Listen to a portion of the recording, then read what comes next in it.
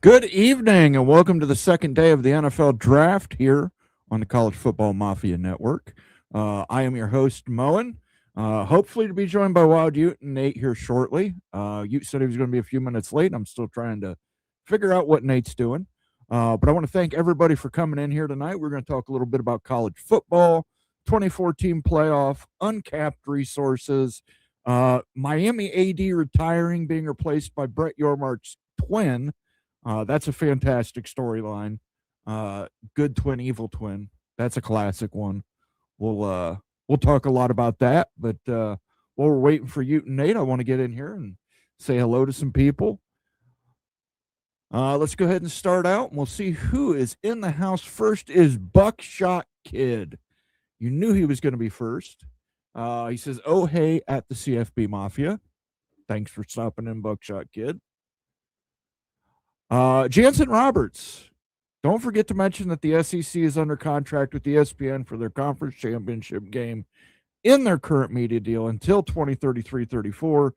ESPN is paying the SEC over $1 billion annually now. We'll cover that. The Big Lubbock is also first. We knew that was going to happen. He says the Big 12 will go with TNT, Fox, ESPN, and NBC on their next media rights, with TNT being the Tier 1 rights holder. And then he corrects himself and says it'll be either ESPN or NBC, but not both.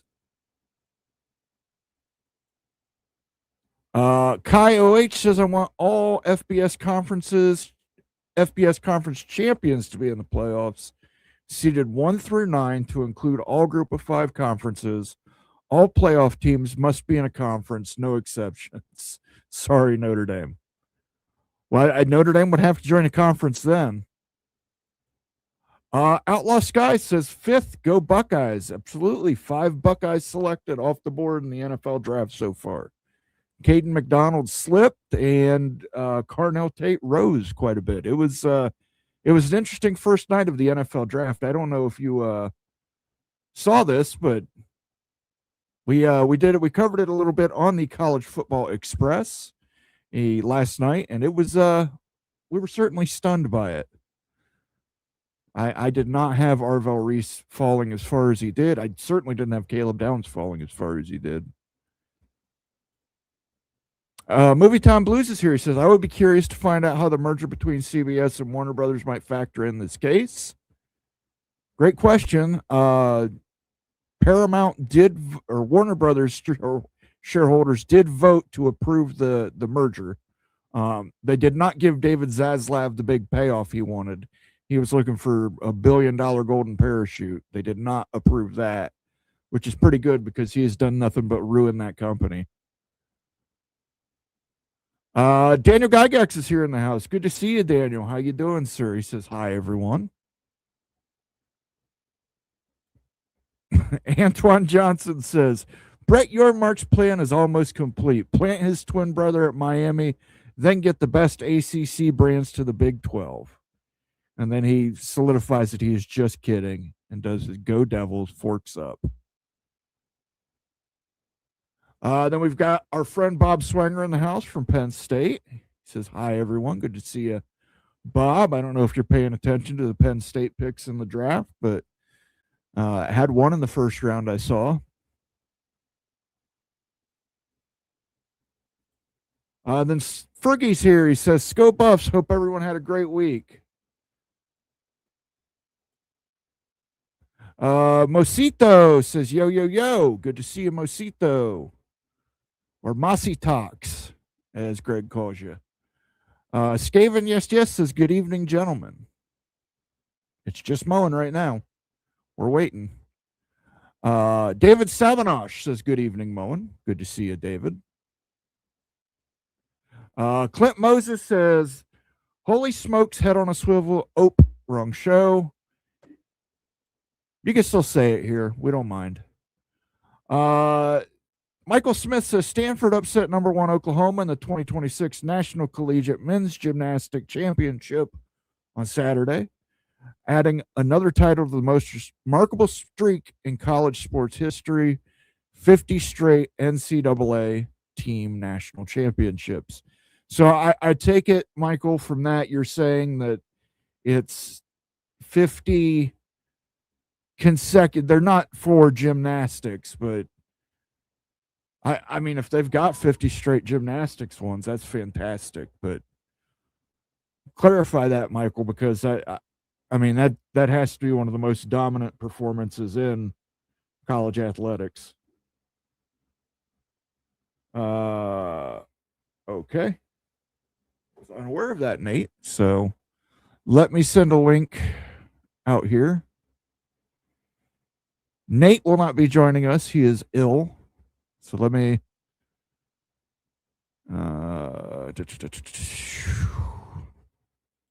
send a link to Daniel Gygax.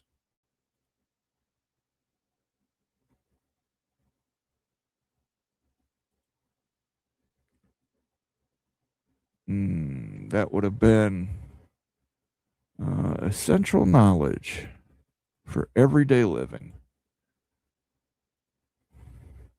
All right. That's done. So while we're in it, you're in the chat. First round of the NFL draft's over. Who do you think was the biggest reach? Who do you think got it right? These are all college kids coming out of college. Would love to hear your opinion on that.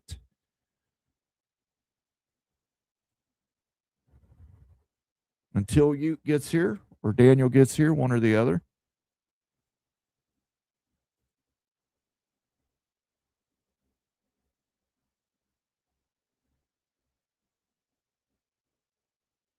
Falcons pick is in.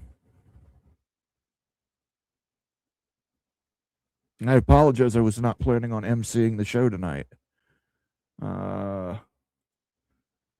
Almighty. Hey, Moan. What's up, buddy? Seems like all the SEC players are getting drafted in. Getting SEC, you're getting Big Ten players. But you got some Big 12 guys that went early, too. You had David Bailey going number 2 overall, which I didn't expect. I thought the Jets were definitely going to take Arvell Reese. But hey, Jets doing Jets things, you know?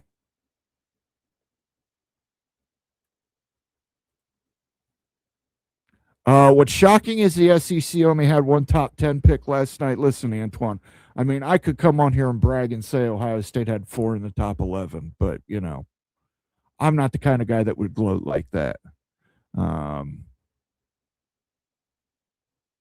Not the kind of guy who would gloat like that.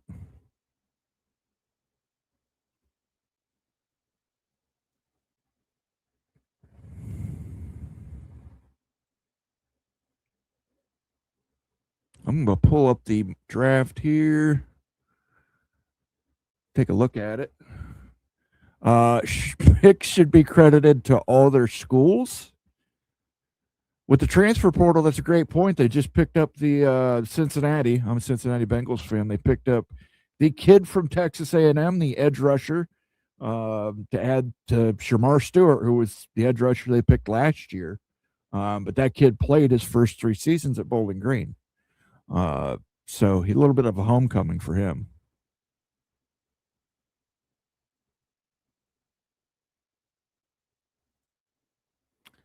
Almighty Finn says, hey, Mo, and all those players O State sent to the league, ain't no way y'all should have lost to Indiana in Big Ten championship game. Hey, look, it happens. It happens. Sometimes you can't get 1 yard on a 4th and 1, and sometimes your field goal kicker decides he's going to kick it to the fans in the stands and not through the goalposts. Indiana deserved to win that game. Ohio State didn't play up to their potential. Same is true of the playoff game. Miami deserved to win that game. Ohio State didn't play up to their potential. They got down early and they couldn't claw their way back. Bulldog Mississippi's in the house. Evening Mafia. Bulldog Mississippi, I need you to talk to one of your former alumni, Ross Dellinger. And, you know, he had actually put a tweet out this week that said all for naught, N-O-T. And I corrected him. And, you know, I saw that, yeah. He didn't say thank you. He just immediately deleted his tweet and used my correction and reposted. Ross Dellinger, come on, man, have a little common courtesy. I was so nice to point that out for you, journalism major. You could have at least said thank you. I mean, I can understand. I mess up stuff all the time, but engineering major, but that's another story completely. Yeah, when you mess up stuff, that's not a good thing. Journalist is a little more forgiving if he messes up something. An engineer messing something up, though. No. I'm talking about like grammar and stuff like that. I'm not talking about like important stuff. Sure. I hope. Almighty said they let Indiana's O-line hold the Bucs that whole night. Again, I'm not one of these guys, Finn. I appreciate you, Finn. I do, but I'm not going to blame officials. Indiana was a better team that night. Indiana is your national champion, and they deserve it. I don't want to take anything away from them. Top 3 picks were committed and trained by ACC schools or affiliates, and 2 of the only 3 top 10 draft picks that were approached directly by billionaires to the Power 2 teams. Michael Smith, I think you're making a great case that the ACC is a feeder league. The first pick overall I saw at Berkeley in 2024. Yeah, and let's be honest, are we really going to claim Fernando Mendoza as an ACC? Didn't he play 1 season in the ACC? Correct. Couldn't by that logic we go back and say that he was committed and trained to a Pac-12 school? Correct. Almighty Finn says, you don't have to admit, I'll do it for you. Thank you, Finn. I'll have a little drink in your honor. I apologize, Daniel. I didn't know you were filling in for Nate tonight. It's okay. Whenever you sent the link out and you had Ute and Nate in there, I thought that, hey, Nate's okay, and he's going to go ahead and do the show. No, that's Nate. He didn't inform me, so it was on the group chat. Well, listen, I don't read group chats that often, you know. And let me change this real quick. Professor Ute is joining us. Hey guys, happy Friday. The other person from Utah that's usually here on Fridays.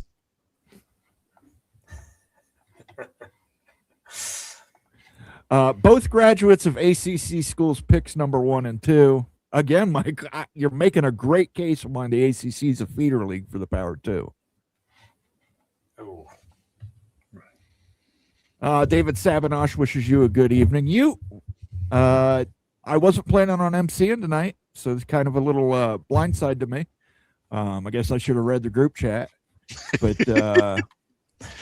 here's something I want to point out for the draft with the Big 12. They had 6 picked up yesterday, and that's the first time that they've had 6 or more picked since 2011. They still had Texas, they still had A&M, they still had Nebraska, and they still had Oklahoma in the league. That's pretty good for a Big 12 that's being left for dead. Very true. I think some of them were a little bit of reaches. Sorry, Antoine Johnson. I think the kid from Arizona State was a little bit of a reach at that point. The wide receiver. Tyson? Nah, I think he's a good player. He's a good player, but he's good. He's got a lot of speed. His hands are okay. So I think I thought he would be like mid-rounder, like a 3rd, 4th, 5th. Okay, so before we start talking about the 2014 playoff, we'll wrap up this NFL draft talk. Second round is still going on. The picks are still coming in. Jets fans are still furious. I told Rock last night it's like the happiest draft I've ever had because my team wasn't even in the first round to screw up and get a bust. So we just got Dexter Lawrence, and I'll live with it. I'll live with it. It's so nice to have a draft night where you're not disappointed, you know? But Cleveland, though, that's a head scratcher. So, well, Cleveland's always a head scratcher. I mean, it's not like that organization has had 627 quarterbacks since they came back in the 1990s. What was your best pick of the night, and what was your reach of the night? So from yesterday? Yes.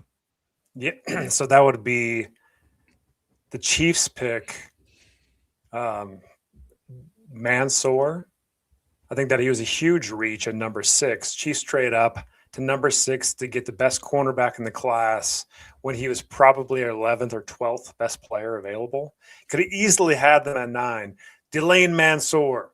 That's the guy's cornerback from LSU. So this is supposed to be a really rich cornerback draft. And the Chiefs decided to not do what they typically do and develop like late first round, second round talent into Pro Bowlers. Nope.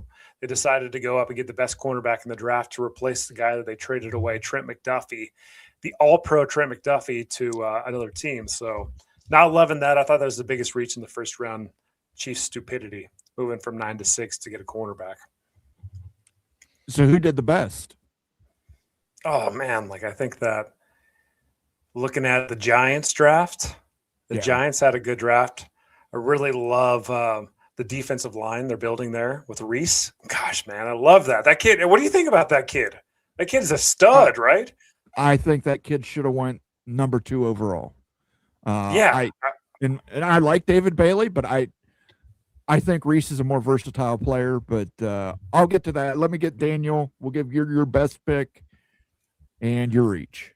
Okay, Caleb Downs was probably the best pick. Dallas needed safeties. My favorite pick, though, was Philadelphia jumping ahead of Pittsburgh and picking up Lemon. That was it.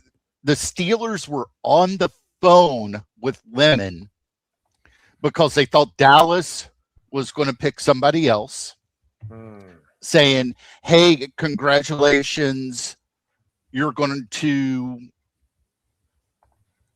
Dallas or congratulations, you're going to Pittsburgh. And then Philly came in and swooped them. The one guy that I think will probably be the best out of the bunch, Caleb Banks. He's going to Minnesota. He was at Florida. He was the only bright spot on that Florida team. That Florida team was bad. Yeah. I think the best pick was Sonny Styles at number 11. The fact he fell out of the top 10, and watching it live last night, I made the same comment. These teams are trading up. I'm like, well, if you're trading up, you're going to get Sonny Styles. I mean, he's the most can't miss prospect in my mind. The kid's football IQ is huge. He just, he's a little undersized, but, he's not a power safety. He's a guy who goes all over the field, disrupts passes, gets interceptions for you. He can rush and move down and become a pass rusher. So that for me was the best pick, and I think the Cowboys were ecstatic with it. They were high-fiving and everything else. My worst pick, and it's not the pick itself, was Jeremiah Love at number 3. Oh, I hate that pick too. I hate it. I believe positionally you don't take a running back in the top 5 unless they are a generational talent. And I just don't. And I think Jeremiah Love's a great running back, and he'll probably rush for 1,000 yards. But I mean, you just the way draft capital is spaced now, I just don't think you can take it for I think that's a reach at number 3, especially when the Arizona Cardinals had so many needs. I'm sure there were people willing to trade down with them to get that pick. And, I'm sorry. I like Jeremiah Love. I think he's a great running back, but just positionally, I'm not taking a running back in the top 5 unless they're generational.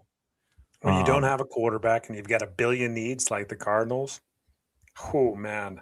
And now you've got like a 3 running back room. Oh Yeah. Oh my gosh! That was my pick for the biggest reach.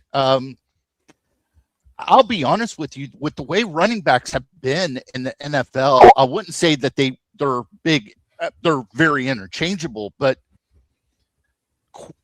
offensive systems, there's very few featured running backs these days. Yeah. I mean, it's a pass heavy league. That's why defensive edge and defensive tackles who can pass rush are so valued and move so quickly in the top 10. And again, Jeremiah Love, I like the guy a lot. I think he's a great running back. I don't see the logic when you're the Arizona Cardinals taking your number 3 overall and putting it. I will give an honorable mention. Ty Simpson in the first round, I think, is a reach. Ooh. Yeah. I think so too. Did you guys see Sean McVay's comments about that? Or his lack of comments? He was ticked off. Well, he can be ticked off all he wants. Do the Chargers need another running back? Or I'm sorry, receiver? Well, the Rams, they've got. I'm sorry. Rams. Why did I say Chargers? Yeah, they needed a lot, but I mean, I think taking a quarterback, like the only first round quarterback talent I saw there was Fernando Mendoza. Guys, I think this draft is just terrible, to be honest with you. I think this is one of the worst NFL drafts as far as talent that we've seen in like 25 years. Like in seriously, so there's just not that many great players. I know we're in the first round. We're looking at the top 10, 15, 20 picks, but like it's pretty bare bones with this draft. Next year's draft is supposed to be a lot stronger. So there's a lot of reaches. I think there's going to be a lot of busts in this draft. I never judge a draft until 5 years later. And that's just due to the fact that there's a lot of players that you sit there and say, why did they pick him? And then all of a sudden, he's an all-pro guy. Read the draft report on Troy Polamalu. It was not good. And there's a reason why he's in Canton, Ohio with his face. The guy just showed up to Pittsburgh and just played out. Mm-hmm. We have a new member, Cody X Reviews 4783. Thanks for joining, Cody.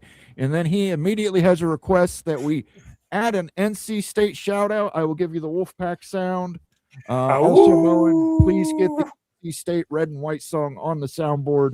I will do that, sir. I'll make a mental note of it. But I'll give you the howl right now.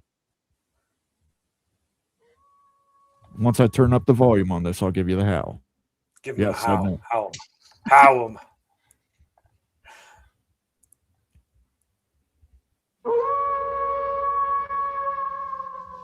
And I will get a fight song for NC State on the board.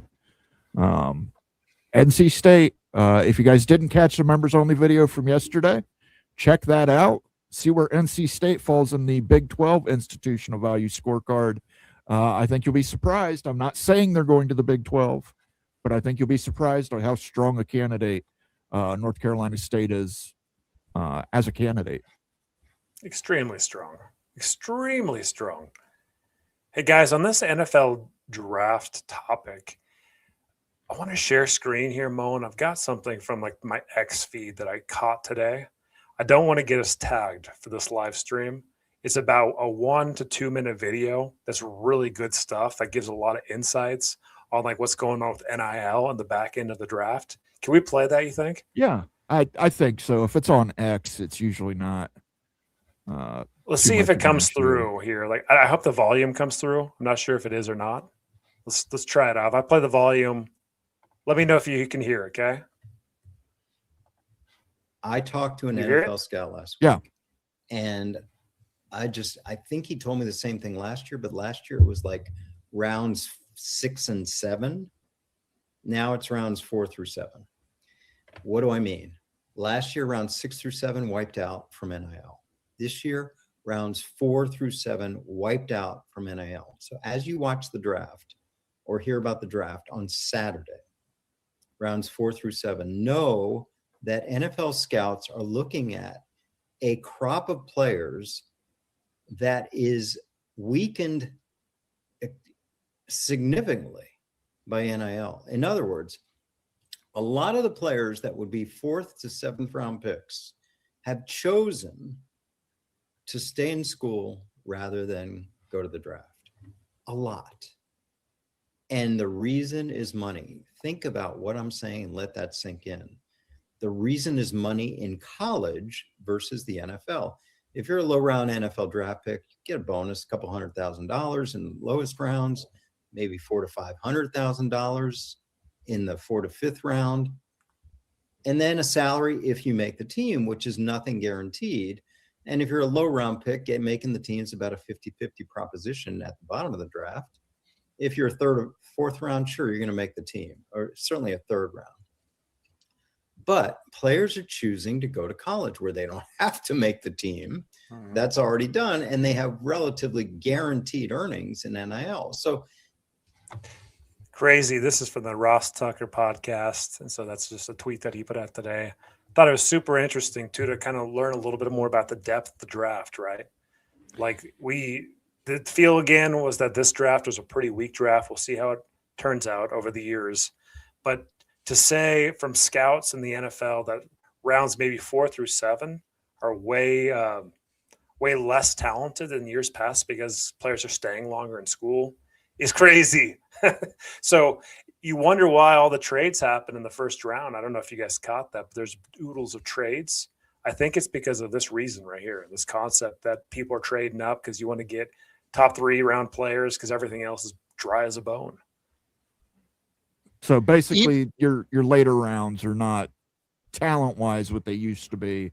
So they're 100%. trading a lot of these later round picks to move up to 1st, 2nd, and 3rd round where the quality still exists. 100%. Yes. That's what's being discussed. That's the theory, at least. And you could see it too. Look at the trades. And so like these NFL scouts, they do their talent evaluations like, hey, is this guy a startable player? Not, is he a role player?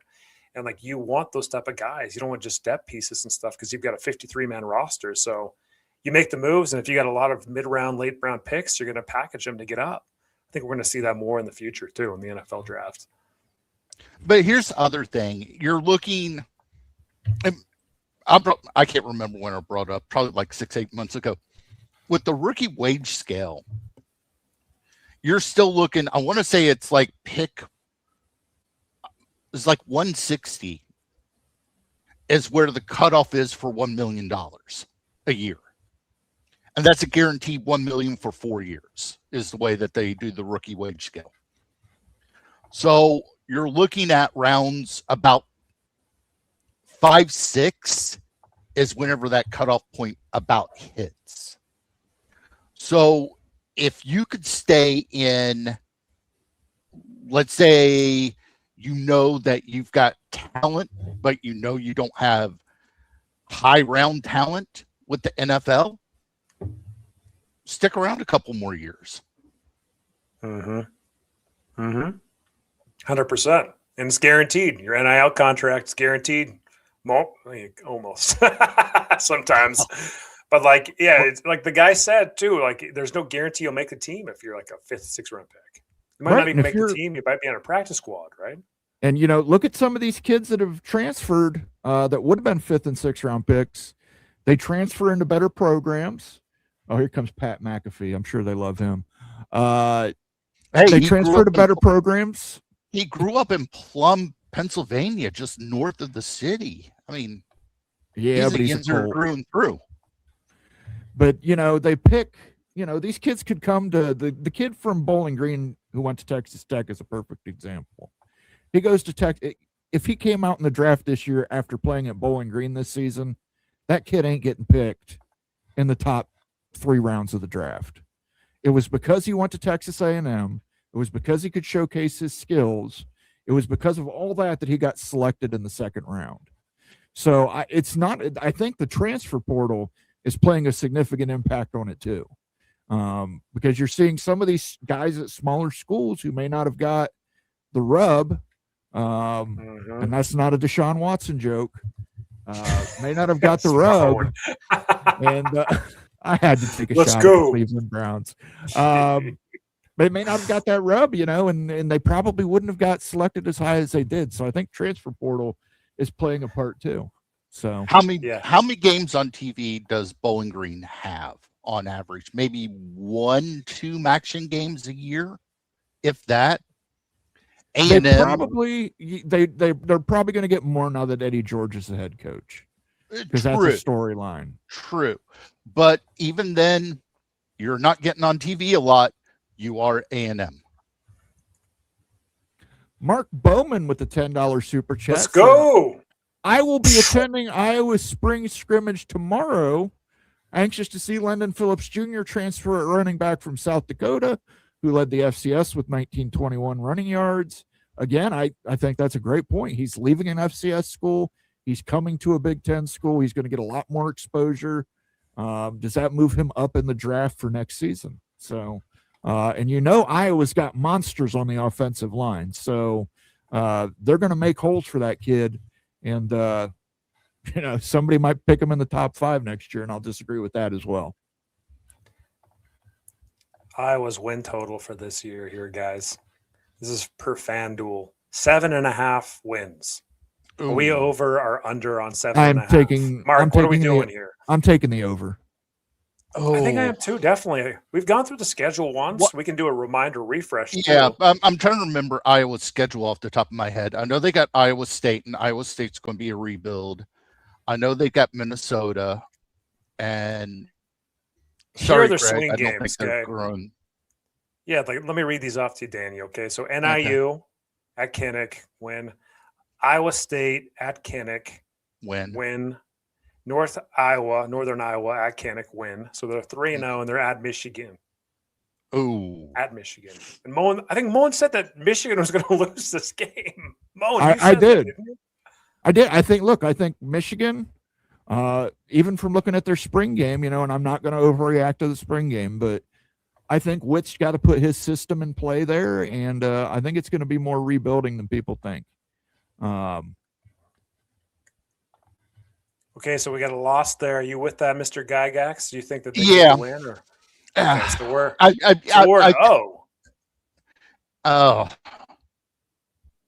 if it was that Kinnick, I would say win, but Ann Arbor, I'll say Iowa win. Man, that's close. Yeah, we'll stay with it. 4-0, Iowa Hawkeyes. Then Ohio State at Kinnick. That's a loss. Listen, if that game's at night in Kinnick, do not chalk that up as a loss to Iowa. Ohio State historically plays bad on the road in night games. The last time they played Iowa in Kinnick Stadium at night, they lost. No way. Yes. The last time they played Purdue, well, they did it this season and knocked them off. But prior to that, the last time they played Purdue at night, they lost. Since I've been watching Ohio State, night games on the road are terrifying. Even if it's an inferior opponent and you say, how could you lose to 1-10 Purdue? If it's a night game at their field, man, the Buckeyes struggle.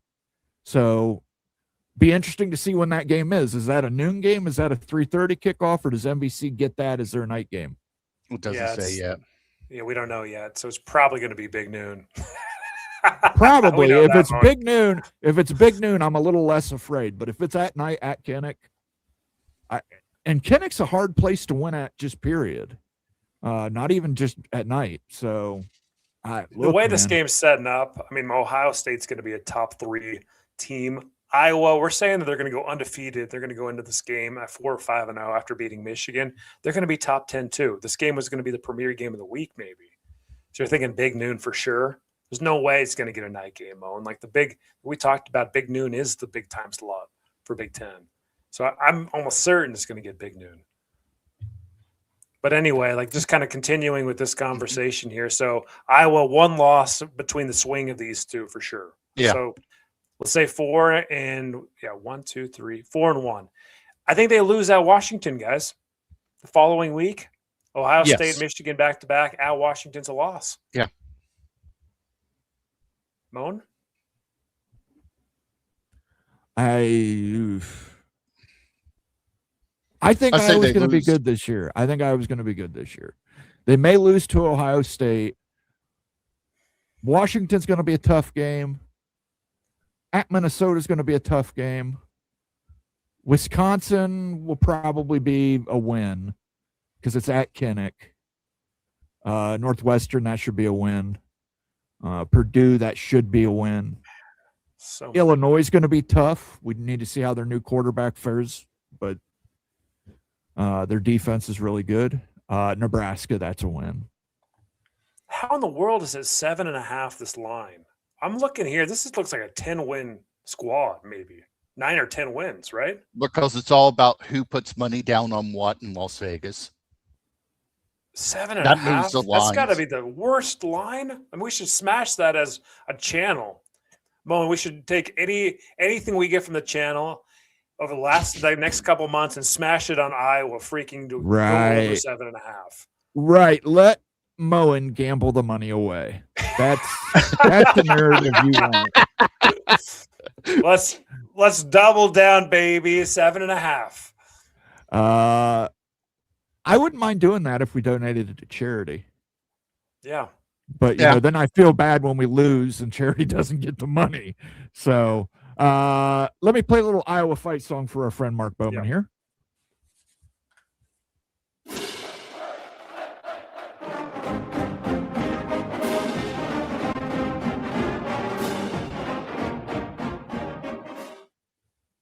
Thank you, Mark Bowman. Enjoy that spring game tomorrow. Let us know how it goes.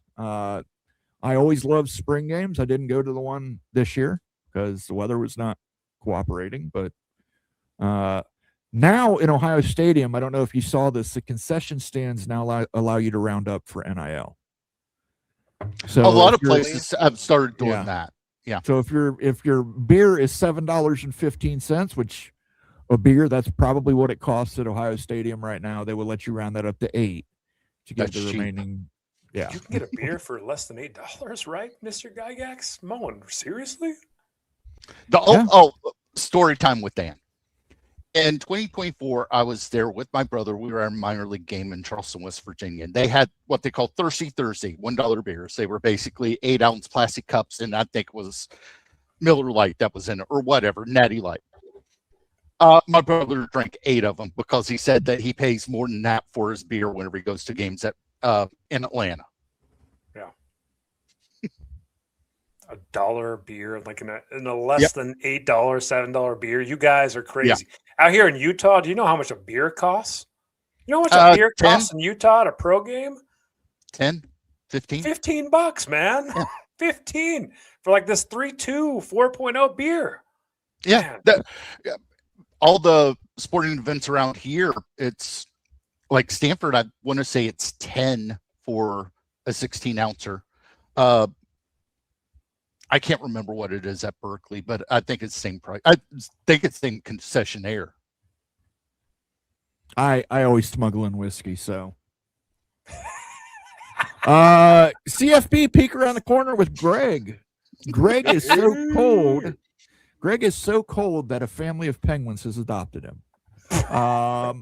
Good to see you, Greg. He says, Iowa lose to Minnesota. That's a lock. Congratulations, Iowa Hawkeyes, on the win over Minnesota, because Greg has picked it. Greg is so cold that Minnesota winners make him sweat. Yes. A lot of people don't know this. Minnesota was a tropical paradise before Greg Pfluger was born. Moan. That's bad. All right, let's go through like an wait a second. You forgot to put "I do declare" on that, Greg. Okay, I do declare. Yeah. I do declare. Yeah, Greg needs to do that. Man, Minnesota's got a tough schedule. Let's go through it here. Let's look. So, Greg, we just got to do the overview. Okay, what to be honest about is the assessment and everything. Once you guys start breaking out, what do you think the Golden Gophers are going to do this year and stuff game by game? I'm going to pull up the over/under line too for them. Why are you doing that? Eastern Well, let's Illinois. see. Ooh, Mississippi State. That's a in big question Minnesota. mark. Yeah, It's in that's a big Minnesota. question mark because sometimes they look good and sometimes they just look awful. Akron will win, lose to Washington. All right, so where we're at, lose we're at to 1-0 Eastern Illinois Yeah. Panthers, right? So this game is in Huntington Bank. So I think that Minnesota wins this game too. Mississippi State's rebuilding. I think this is a pretty comfortable win, actually. So I think 2-0 Akron, 3-0. Yeah. So you're 3-0. You're borderline top 25. This is your chance, Greg, to get ranked in the top 25 by beating Washington at Husky Stadium. What do you guys think? happens? I like Washington there. Sorry, Greg. So yeah, so we think 3-1. You know, it's been a good season. Listen, Also, Michigan. I'm not giving them that Mississippi State game. I'm just not. I don't. That's Mississippi State. Why? Well, Mississippi State last year beat Arizona State, who won the Big 12 the year before. And everybody thought that Arizona State was going to go and win that game easily. Mississippi State, every once in a while, will put together a win and everybody will scratch their head. And sorry, Bulldog Mississippi, but Mississippi State's been in a rebuild period for 5 years. Yeah, Something since like Mike, that. Yeah. So, Yeah, since the Pirate passed away. Yeah, but I'm not giving them that. Listen, that's going to be a tough fought game. That's probably going to come down to a field goal. And you know how games that end with field goals for Minnesota work. So I'm looking not at giving two them that things, though, game. Moan. Thursday game versus Eastern Illinois. You've got 10 days to prepare for this game. I love those. I love the 10 days. I love that. It's going to be a big game. It's at home. It's far away from Mississippi State. Hey, it might be it might be close. So I don't know Mississippi State's roster. With that Bulldog, how is the quarterback situation? What is the expectations down in Mississippi State? That's what love to get that feedback. And here's the thing, and I talked to Greg about this, and Greg disagrees with me. I don't like the quarterback for Minnesota. I think his throwing mechanics are way off. The kid floats too many balls, just throws up easy picks. I don't trust him. And Mississippi State opens up with ULM. Is that a Thursday game or is that a Saturday game? Hold on. I want to say that's a Saturday. That is that's a Saturday. So you've got 10 days to prepare in a home game versus a SEC opponent. I think Minnesota gets it, guys. Okay. Well, I do. We can move on. And then, looking at Washington loss, like we said. All right, what happens when Michigan comes to Minneapolis? Michigan, I think that's a loss for Minnesota. Yeah. Okay. So we're looking at a 3-2. And then, Moan, your dreaded Ross-Ade Stadium in West Lafayette. Does Minnesota the spoiler makers still haven't got a good coach. I don't trust the Barry Odom thing still. They easily win against Purdue. Okay, 4-2 going into the bye week, and this is incredible. Gee, many Christmas, some of these games. So this is at least at Huntington. You just mentioned a second ago, Moan, that you thought Minnesota could win this game. Could, but I think Iowa's got the edge in it. Okay, so you're looking at 4-3 if Iowa gets it done. Mr. Gygax, does Minnesota have a shot at beating Indiana at Indiana? If you would have asked me 3 years ago, I would have said that that Minnesota will have won that game against Indiana. Things have changed a lot in Bloomington. Okay, so you're looking at 4-4. 2 losses to Iowa, Indiana. You got the Bruins coming. Look, every trip's a far trip for UCLA. I think Minnesota gets it done 5-4 at Penn State. Moan. I like Penn State. That one. I'm sorry, it's at Beaver Stadium. I know Matt Campbell's rebuilding. It'll be a close one. I think Minnesota will keep it close, but I think I would still take Penn State just because of the home field advantage.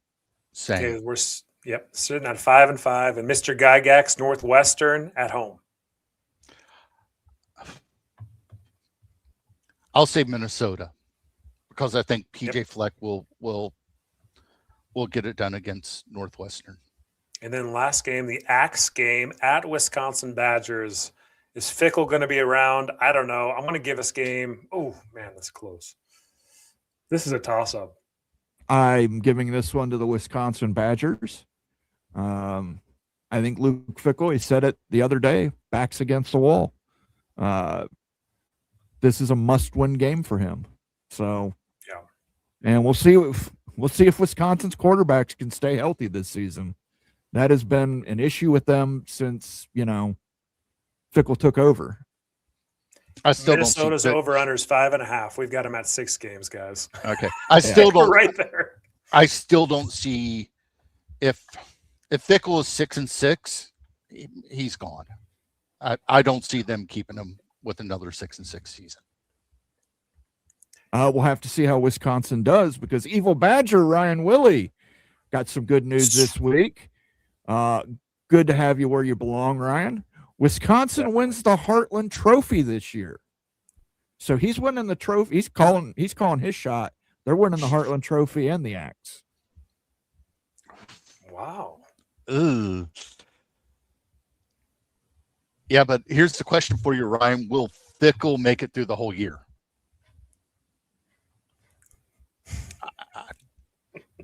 I don't know. I don't know, but we owe Greg a fight song, so this is going to sound really bad. We're going to play Minnesota into the Wisconsin fight song.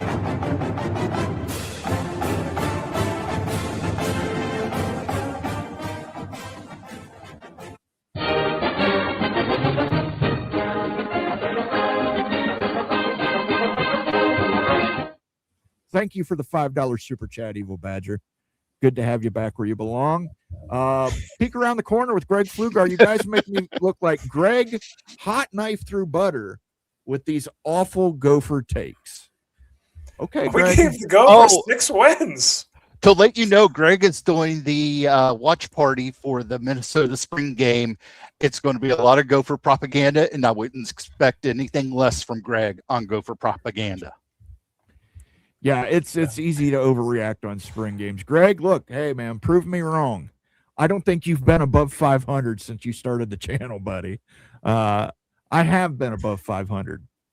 And Utes been above 500 on picks. So prove us wrong. If you're, yeah, Greg the Gold, turn that ice into gold. I just don't see it happening.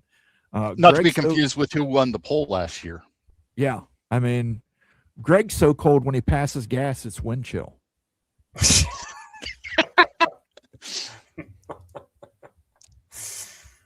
my God. Let's get to some comments here. Thank you for the super chats, guys. I don't have a second Gopher sounder for you, Greg, but I will give you one of my favorite sounders. Oh,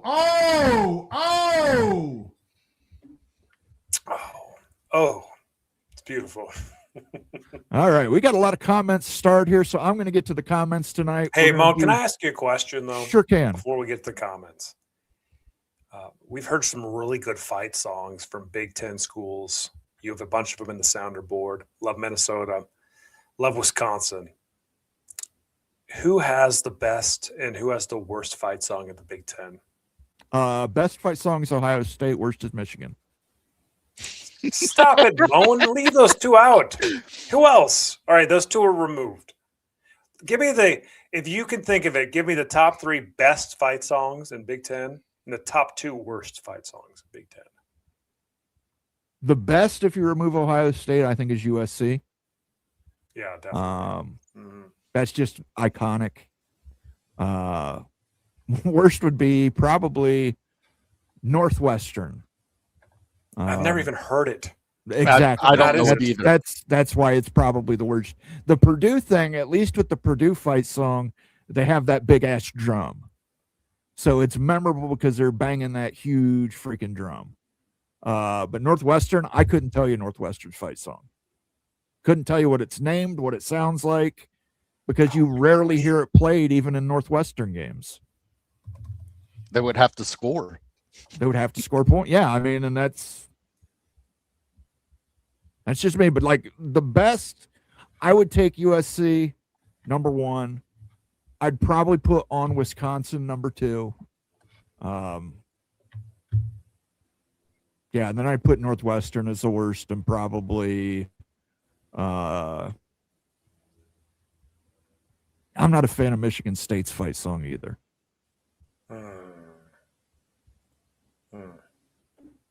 Mr. Gygax in the Big 12. Oh. I can't remember what it is, but the one that Cincinnati has. God, I'm trying to remember it off the top of my head. They've got a really cool fight song. Now I remember it from the old Big East days. Oh.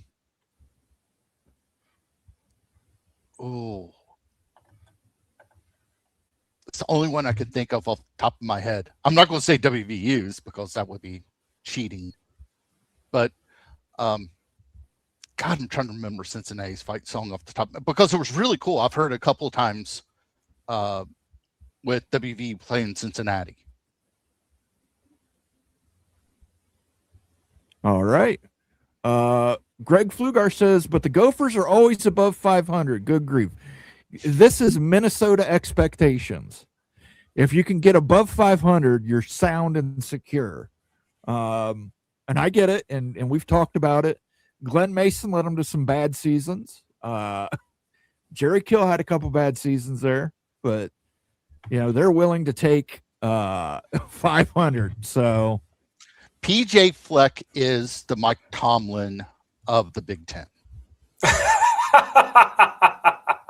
Not true. Mike Tomlin won a championship. Okay, yeah, that's true. But Mike Tomlin, he was there at Pittsburgh 19 years, never had a losing season. PJ Fleck, he's good, but you don't have him on the, oh, wow, that's an elite coach level. And then Pittsburgh turns around and absolutely does the dumbest thing and brings in McCarthy, and nobody can tell me why. Yeah. Listen, I would compare him to Marty Schottenheimer. He's a guy who will win you some football games. He's a solid coach, but he ain't never getting you to the mountaintop. Michael Smith says USC is the worst. As a Notre Dame fan, I wonder why he says that.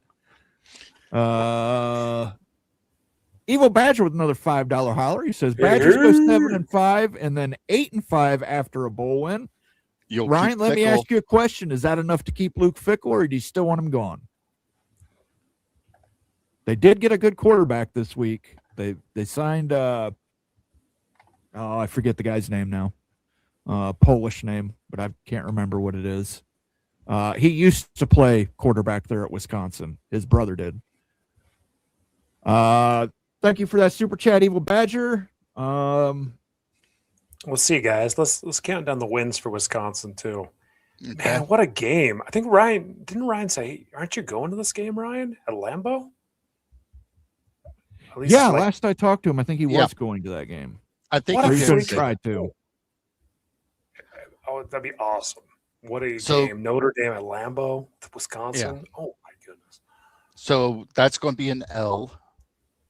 Western Illinois W. Yeah, Western Illinois W. The Leathernecks. Yeah. Eastern Michigan will be a W. Ooh, at Penn State. Ooh, that's a toss-up to me. But it's at Penn State. It's at Penn State, yeah. So I would give the edge to Penn State. Yeah. 2-2. Okay, 2-2. Okay. What are we doing here with Michigan State, Camp Randall? It's a win. Yeah. 3-2. Bye week and going out to the Rose Bowl. That's a huge benefit, having a bye week then going out. But that's still a W. UCLA is a dumpster fire. Yeah. Yeah, but they got a good coach. They made the right coaching hire, but I do think but it's going to take a while to get that turned around. Yeah. USC at Madison, that's an L. So 4-3. Iowa. Ooh, I hope listen, Evil Badger. I hope that's a night game. That's 4-4. Yeah. I hope that's a night game. Rutgers is a W. Maryland's a W. 5-4. a W. 6-4. 7-4. Oh, it's going to come down to the axe game for 7 or 8 wins. Isn't that exactly what Ryan said? Yeah. Yep. Which I mean, Makes that's sense. probably what's their over under. Let me pull it up. Here, I'll pull it up in a sec, guys. I bet their under over is probably 6.5 or 5.5, maybe. Well, we're looking at 7 or 8. Right Yeah. there. I know, but they're going to base the over on what they base the over on, and they probably don't have a lot of money rolling in for Wisconsin to be successful. 6.5 is the over under. 6.5. Okay. Thank you for the super chat, Ryan. I will go ahead and give you the Badger sound that Ute loves for some reason.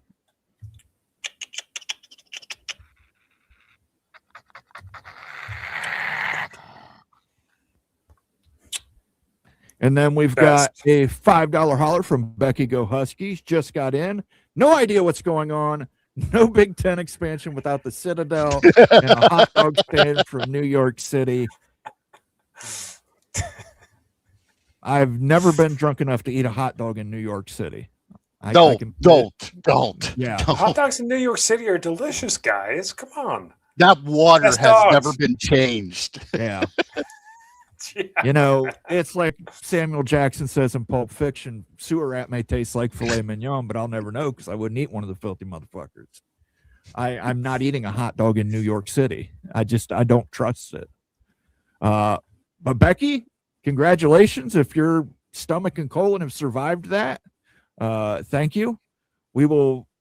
I'll try and put the Citadel in for a Big Ten institutional value scorecard, but I think it's going to score very low. Just saying. But congratulations on Denzel Boston going to the Cleveland Browns.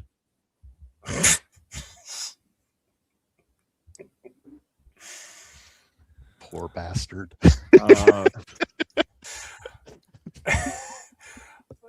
Spencer Fonda is going to the Browns too, but Oh.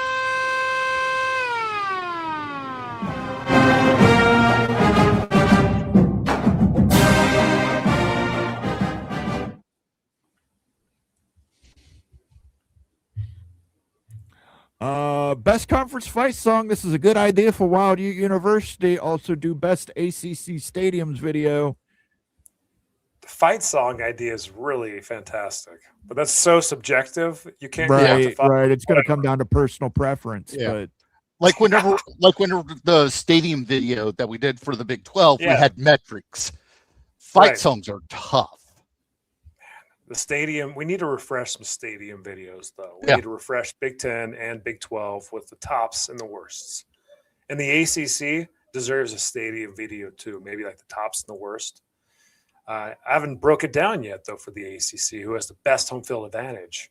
I wouldn't be surprised if the Wolfpack were in the top 3 to 5, though. They're pretty good. They're pretty good in Raleigh. Worst would probably be Stanford stunk it up past couple of years. Wake Forest, BC's. Moan, we should just do a big freaking Friday show with breaking down all the Big Ten fights. God, I can only imagine how many copyright strikes I'd have to argue with.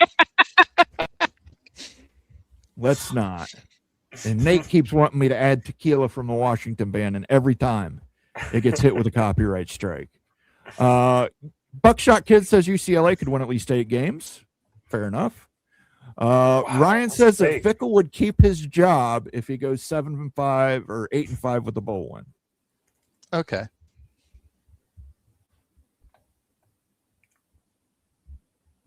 Hey boy, Shadur will throw darts to him. Okay.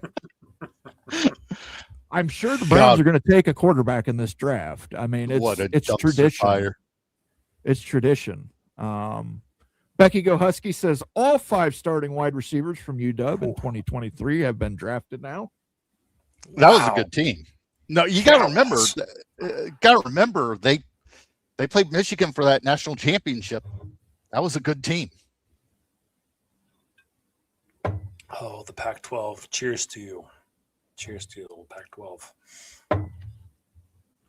Bernard drafted to Pittsburgh, Boston to Browns, the 3 drafted in 24, all 5 drafted. Thank you, Becky, Yep. for letting us know. I already played the siren sound effect. I thought I had a bulldog on here, and that counts as a dog of a sorts. So just pretend this is a husky. Whoa, that's aggressive.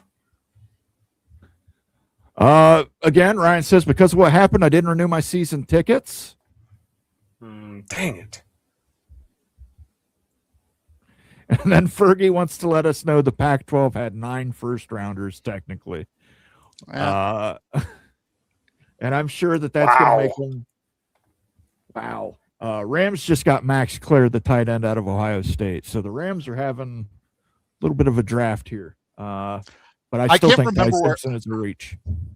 I can't remember where I saw it at, but it was showing per school how many first rounders they had drafted. And at the time, what was it?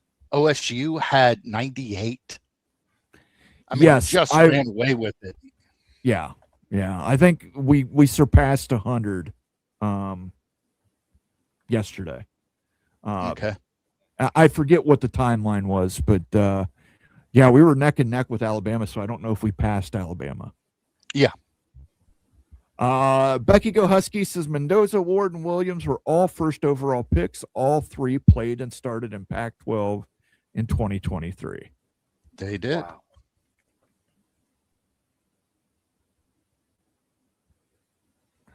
Kaylani says, I understand being wary of New York City hot dogs, but Gray's Papaya is a must try for one to at least break up trying different pizza places. Yes.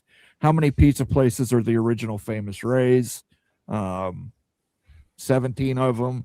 And I'll be honest with you, I've had New York style pizza. I'm not a fan.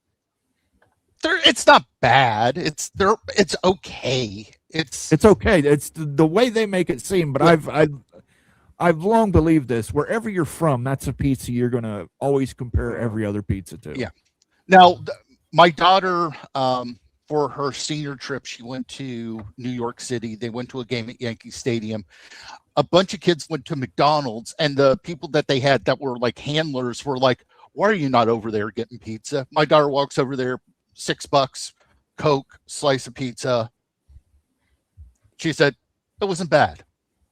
Yeah. Like I said, it's not bad. It's not like Altoona or something you get out of Steubenville, but it's pizza. Those poor people in Steubenville, they've had a hard go of it, losing the steel mills and then having to eat that pizza. Best pizza, guys, Boston, Massachusetts. No. You know why? Because the crust is like a nice, tasty donut. What other pizza has like a donut tasting crust? Columbus style, edge to edge toppings. Columbus does not the best pizza, Mo. No, it does not. No. Hey, to each their own. Yeah. If you don't cut your pizza in squares, you're doing it wrong. I'm surprised they're not in O's in Columbus. They do. They make one. Donato's makes a Blocco pizza every year. I think I took a picture of one and posted it in the group chat one day. But I stopped buying them because they're not good luck. The last 2 times I bought one, Ohio State lost. So that's on the do not buy list now. Let's talk a little bit about 2014 playoff that was talked about, discussed this week at the White House media meeting. Greg Sankey left. They had the meeting in Dallas as well. Greg Sankey left and still said he still supports the 16. The Big Ten, of course, is pushing for the 24. It seems like the 24 is also getting more traction among the Big 12 and the ACC. What do you guys think? Do you think that there's a legitimate shot that they get this done before the deadline and get the playoff expanded beyond what it is now, whether it's 16 or 24? Well, depends on the money. It depends on what ESPN, if ESPN wants to pay more. It depends on if they're going to spend some off to Fox. Right now, Turner's got 2 games, but they're up against the NFL. So good luck with that. That's the FCS and Division II play 24 games, have a 24 team playoff. Like I said, it's all in the money. If the Big Ten and SEC say, hey, this is how everybody's going to get paid, it'll sell right through. That's really what they're talking about. But like I said, also it's ESPN. Does Fox get a part of this? Turner's already got a part of it, and we don't know what's going to happen to Turner because they went ahead and the vote passed. Was it this morning or yesterday? It was yesterday that they passed the Paramount merger vote. Paramount Warner Brothers Discovery merger. So we don't know what Turner Sports is going to look like. So that might take somebody off the table. I think a lot of it is everybody's talking about money. Who's getting paid what? What do you think? You're a Big 12 guy. You like 16. You like 24. I know you've talked about guaranteeing AQs before to get you on board. What do you think? 16's the perfect number. It is, because there's no buys. Everyone plays first round, and like it's a optimal amount of teams. I think like it would maximize competitiveness and have amazing games, home games. I think you can get whatever you want in 16. I just don't see it happening anymore because the Big Ten's pushing so hard for this 24 and all the momentum's going that way. So I think it does go to 24, and ESPN's going to fight it. And they're going to hate it because it rips away ESPN's influence on the college football playoff and having all the games and subleasing them out to TNT. And they're going to have to actually bid them out to Fox and other partners. So ESPN's going to lose that narrative shift and stuff of just talking about college football playoffs, the playoff ranking reveal and everything. So they're going to fight tooth and nail to keep it lower, keep it at 12, maybe even 16. But if it goes to 24, there's too many games. They can't have them all. And it's the best thing in the world for the Big Ten and Fox. How great is that for the Big Ten and Fox? How would they do selection? Just top 24 in the AP and coaches poll, and then just divide it, come up with a number for that, divide it in half, and then just here you go, like the old BCS used to. That's how the BCS did it. Yeah, but the polls divided it up, and here you go. With like what's been discussed is like every P4 would have one automatic qualifier, G6 would have one automatic qualifier, and then the rest would be at large. I think it's based on like what I've gleaned and heard and read from everywhere. There wouldn't be multiple qualifiers for anybody, but that puts conferences like the Big 12, the ACC, and the G6 conferences like in a pickle, because they're not going to win beauty contests, and like to get more than two teams in might be more of a stretch than you think. I'm serious. Like it seems insane to think that like you can't make the top 24, but you wait till it's a beauty pageant.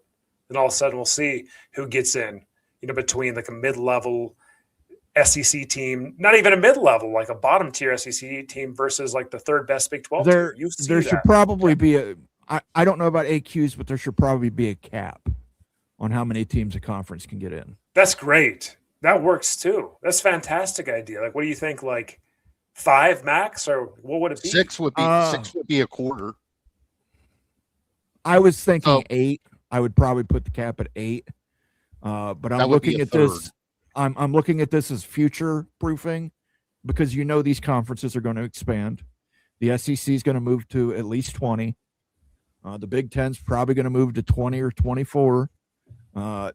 If the Big 12 survives, they're probably moving to 20. Or there could be this best of the rest conference, which might be 12 to 16 teams that are made up or comprised of the best of the ACC and the best of the Big 12, forming a new conference that removes, as you would call them, milkers, and maximizes the profit for those brands. So I would put it at 8, just because if the Big Ten's going to 24 teams in their system, you have to have it at 8. Yeah, that makes sense. So that would be a third of the teams in the Big Ten qualifying for the playoffs. Right. And I don't think you're ever going to hit 8 anyway. I really don't. But, I just want to put the cap there just as that precautionary modifier to prevent something like the SEC changing the narrative and getting 9, 10, 11 teams into the college football playoff. If you had a cap at 8, my goodness, like that would really limit the power 2 to 16 spots. Well, That's 8 listen, spots for everybody else. I mean, if that's the fantastic. Big Ten only goes to 20, I would cap it at 6. But I have a feeling the Big Ten is going to go to 24, and that's why I have to expand it to 8. Because I don't think all those are going to be fantastic brands. You're going to get a lot of market brands that the Big Ten is going to bring in, not necessarily football brands. That would leave 8 spots for Big 12, ACC, and G6 if you had a cap of 8 for SEC and Big 10. So that but I mean, also looking at it, if this moves to a 3-conference system, it's a cap of 8 for all 3 conferences, and then your G6 would play in their own playoff. What? Yes. I would move the G6 that's been to their own playoff. That's been rumored for about a year. And now the rumors back up again that the G6 would end up having their own playoffs. But the thing is, I don't see that much money available for a G6 playoff. I just don't. But then again, the way the bowl system's set up right now, you get some money, but you don't get a lot of money from these G6 teams, G6 bowls. I mean, Birmingham Bowl's not cutting a big check. Cure Bowl in Orlando's not cutting a big check, but it's still a bowl game. You would have to set that G6 24 up to where it can be more money than what the bowls pay out. And I think they will, because I think bowls are going away outside of the big traditional bowls. Like, you're not going to have I know Holiday Bowl's looking for a home now, but you're not going to have, the Tostitos Sun Bowl presented by Fritos. You're just Frosted some of these Flakes. bowl games, you're going to end up replacing and ESPN's still going to get volume. They're still going to have G6 playoff games that they can slot in there. I don't think the G6 playoff should be 24 necessarily. I think the G6 probably would be fine with a 12-team playoff. Well, you've got about, if you count Notre Dame, that would be 69 schools that you have in the Power 4 and 70 schools that you have in the G6. So 24 would You can't work. leave the G6 out. Guys, you can't leave the G6 Well, out. no, you're going to have You're a new to G6. the G6 so bad. You're Like, going to no have a one's- G6 rep in the main CFP.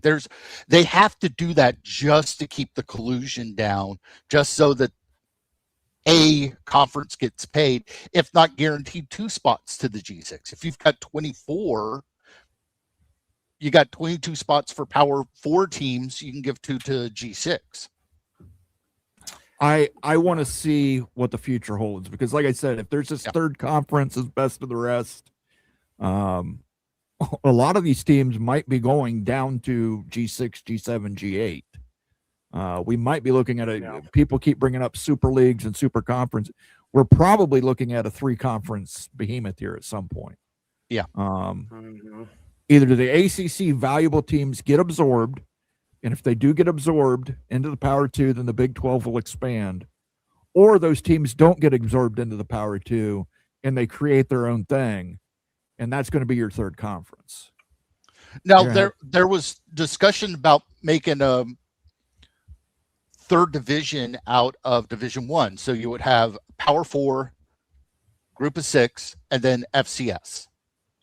So you could sit there and crown a championship at each one of them. Oh, yeah, by the way, the FCS championship up until, I can't remember whenever they changed the name to FCS, that trophy says NCAA Division I football champion on it. I know my brother that went to Marshall University reminds me all the time that Marshall University has 2 Division I NCAA championships. How many does Alabama have? 0, because they were given out by the NCAA. Wow. Becky Go Husky says 2014 playoff means 16 are big in SEC themes, which would be the 8-team cap. I think that you nailed them, Moan. This idea is pretty groundbreaking, actually. I've not heard it talked about anywhere else on a cap. Not a minimum qualifier, but a cap of 8. That works. Depends, yes, it depends on the conference size. Again, if they're only going to 20, I'm fine with a cap of 6. But if you've got these 24-team, you got 3 24-team conferences or 2 24-team conferences and a 16-team conference, that's, I know, you're basically saying a third of the league gets in, but I mean, again, it's a cap. There's nothing saying that you're guaranteed to get 8 schools in. USF Bulls fans starting this senior tour will have 5 CFP games, 2 first-round games, and 2 quarterfinal games, and a semifinal game. Yes, they will, Bulls fan. Thank you for pointing that out. I will add that we are talking about the future here. So I'm trying to look at things a little more down the road when I'm saying this, because I don't think they're going to get to a 24-team playoff by the deadline. I think we're going to be stuck at 12 for a while. I agree with Daniel that SEC is going to keep firm on 16, and the Big Ten is going to keep pushing 24, and we're all going to be stuck with 12 for the time being. Like I said, it all depends on money. It depends on who's going to get paid what. Now, you could set this up like the NCAA tournament, like the tournament credit system that you have. So let's say that you've got your 8 teams out of like the Big Ten. They get paid blank. Each win that you get, each round that you move up, you get more money. Mm-hmm. They could do a system like that, but nobody's ever talked about how much money the conferences are going to get paid. Well, if you're in the ACC, you keep the money.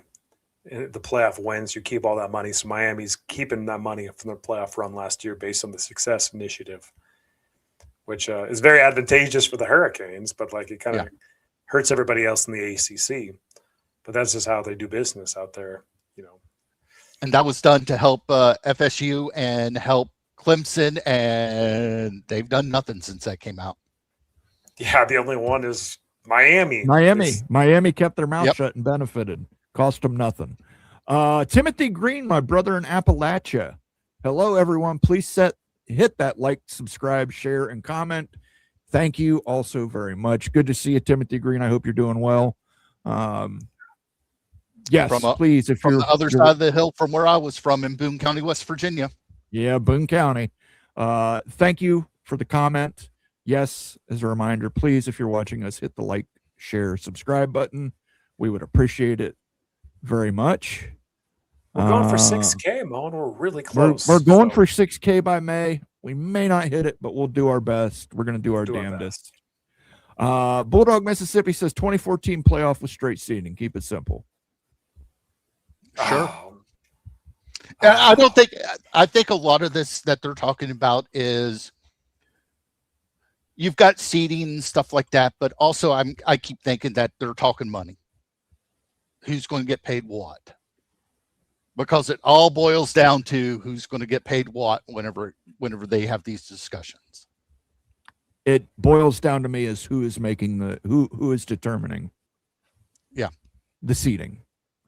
Because I mean, look, there's clearly been an SEC bias on this. Remember, Alabama got to go to the playoffs over an undefeated Florida State.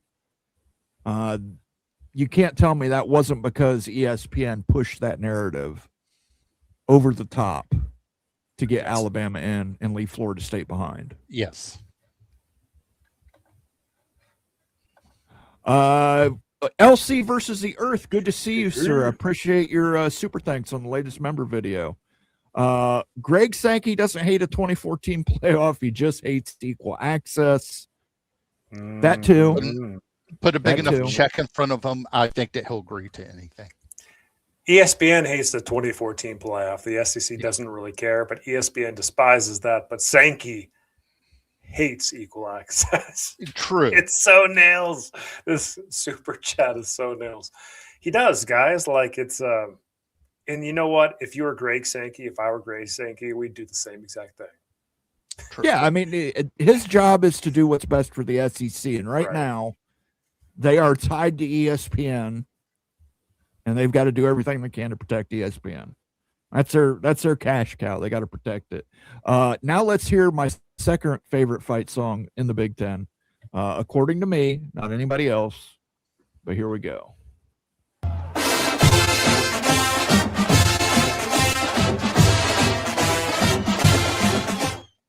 Now, if USC plays Ohio State tough and scores a lot of points, I'll probably hate that song, LC, versus yours. I'll probably develop a hatred for it. But right now, in my opinion, behind Ohio State, that is the best fight song in the Big Ten. And then we've got Skaven Yes Yes, who's been a member for 17 months. Thank you, Skaven Yes Yes. Do I have that Nebraska sounder yet? I don't know that I have the sounder. I've got the Go Big Red. But I do not have the fight song yet. It's one of those things on my to-do list.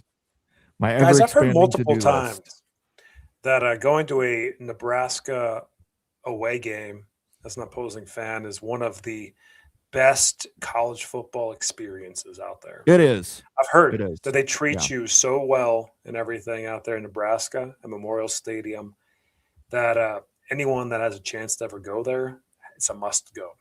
That's what I've heard, at least from multiple people. Yeah, their fans aren't shit talkers. They even were when 25 years ago. Well, I'm going to say, even when they were winning national championships, compared to other fan bases, I never thought they were much of a shit talker. But I mean, you can go there; they'll feed you, they'll give you a beer, they'll welcome you in. They're really Midwest nice is what we call it. They're Midwest nice. Mm-hmm.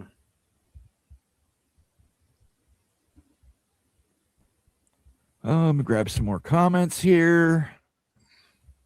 Why does Moan insist on disparaging the ACC and Big 12 milkers?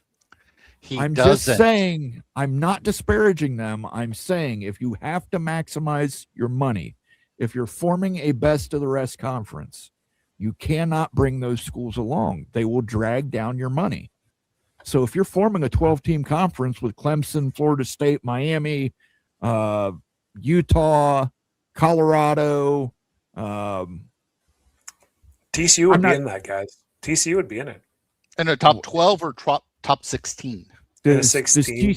Texas. Well, here's the thing: who's getting in, TCU or SMU? It's going to be TCU, definitely. Ratings wise, brand wise. Okay.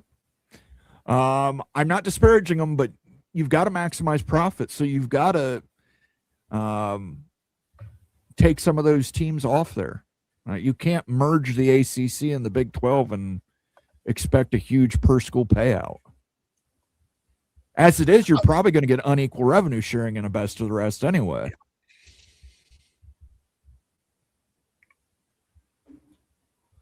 And I was going to bring up where they were talking about nice fan bases. BYU, I got ice cream. Am I going to get ice cream whenever I'm in Utah from you? Come on, Wild Ute. I'm going to be there at that game. I know. You'll have a good time out there. I know. You're not going to give no ice cream though. We'll give you.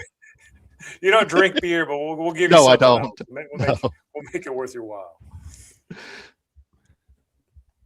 Ice cream. Gosh, wouldn't excluding the G6 entirely be grounds for major lawsuits?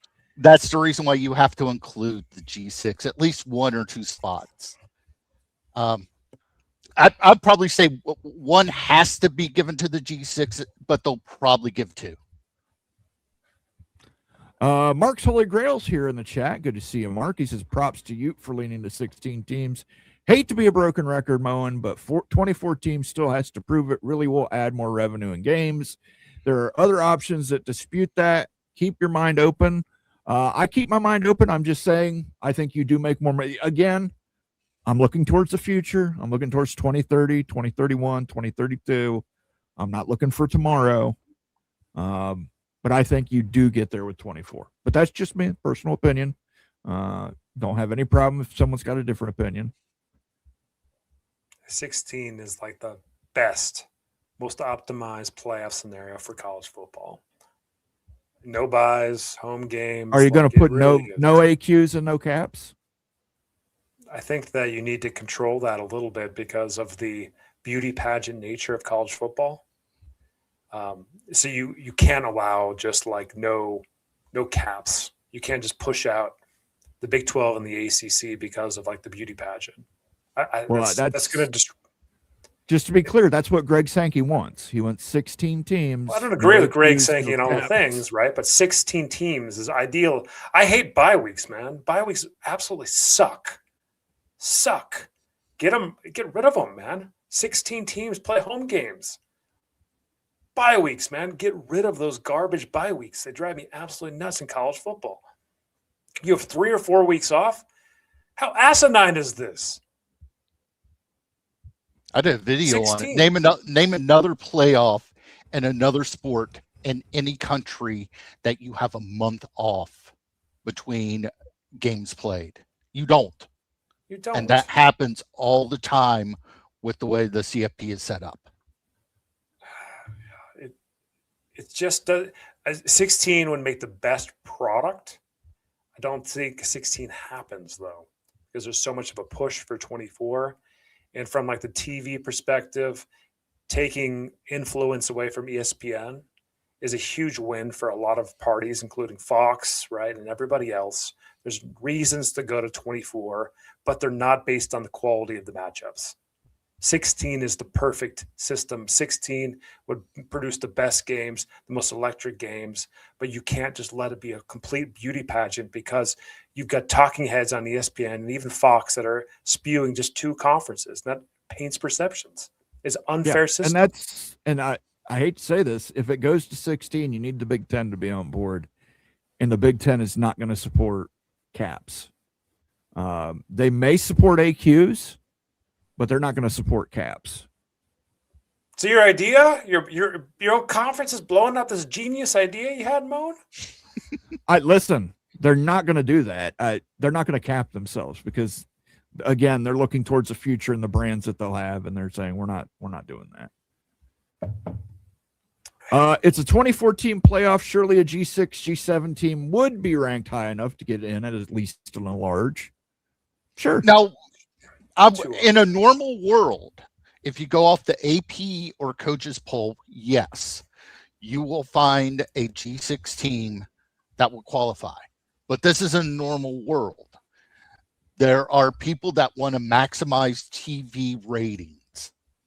So let's say Marshall gets in somehow or another. Is that game going to get the same rating as let's say, Alabama, Oklahoma? Let's say Marshall has to play Ohio State. Which one's going to get the number? We know. So I keep thinking that they have to guarantee one just to keep the regulators off of them. They might have to guarantee a second. Well, if you're at 24, I don't think they would have a problem guaranteeing a second. At 16, I think that they probably would not want to guarantee a second for the G6. You can't get a second for 16. 24, you can. Yeah. Let's see here. Want to make sure I get to everybody. Buckshot Kid, who's been a member for 15 months. Good to see you, Buckshot Kid. Any news on a members-only live show? Go Buckeyes. Maybe. We'll have to see. It's just we've been pumping out a lot of short-form videos lately, both myself and you. So getting people together for a members-only live stream has been a little hectic. If we do, we'll look towards May, maybe doing something special in May. Something special that doesn't involve Mad Dog 2020 U.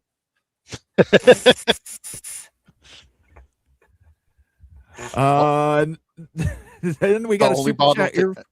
Thank you for being a member, Buckshot Kid. We will work on. We will do a members only live stream at some point. Like I said, it's just been we've been trying to put out more video content here lately. We did 2 members videos already this week, and we have a new members video coming out this Thursday.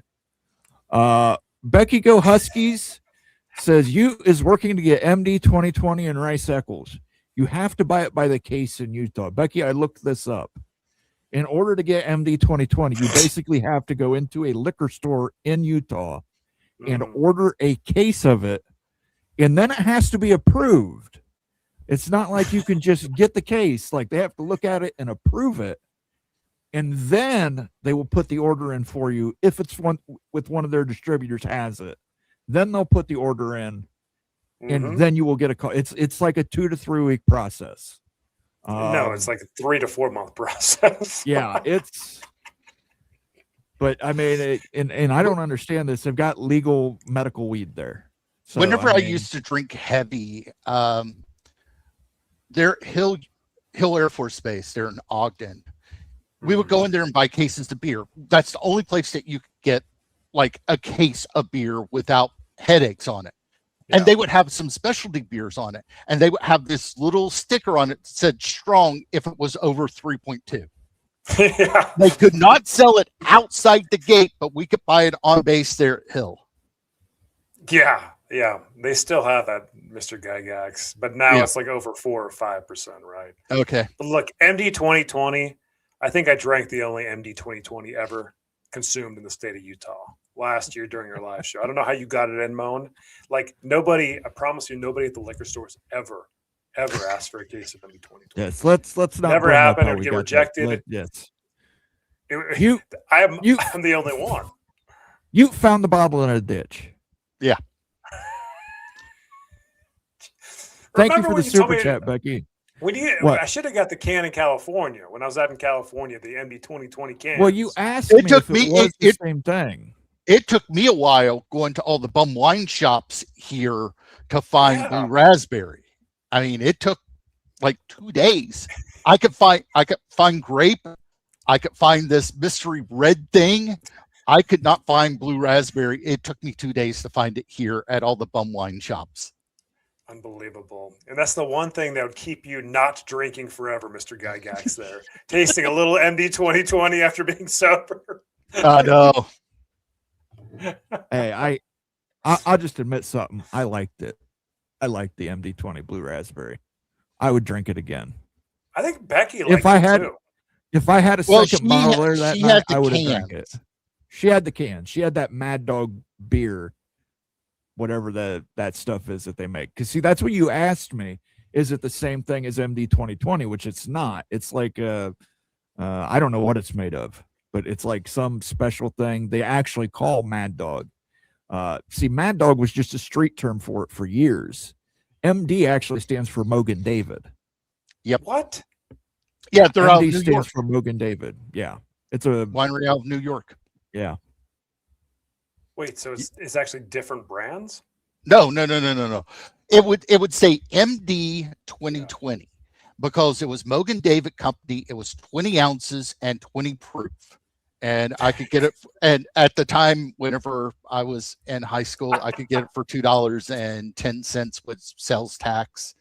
Don't ask how I got it at 17 and 18 years old. Just that's another story for another day. But there's places in West Virginia that would sell it to you.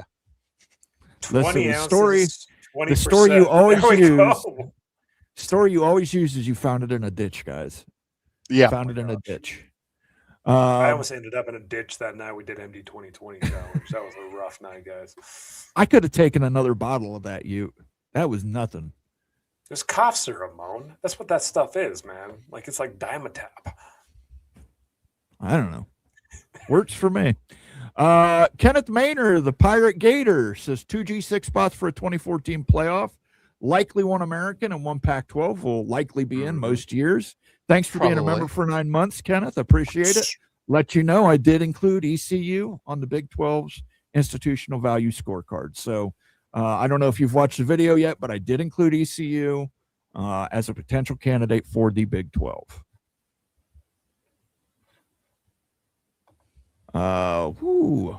Comments coming fast and furious. I'm trying to get to as many of these as I can, guys, but obviously we got some super chats we got to get we got to. some super chats and memberships. Mark's Holy Grail has become a Wise Guy member on YouTube. Thank you, Mark's Holy Grail. I'm trying to think if I have any holy sound effects here. Well, let's see.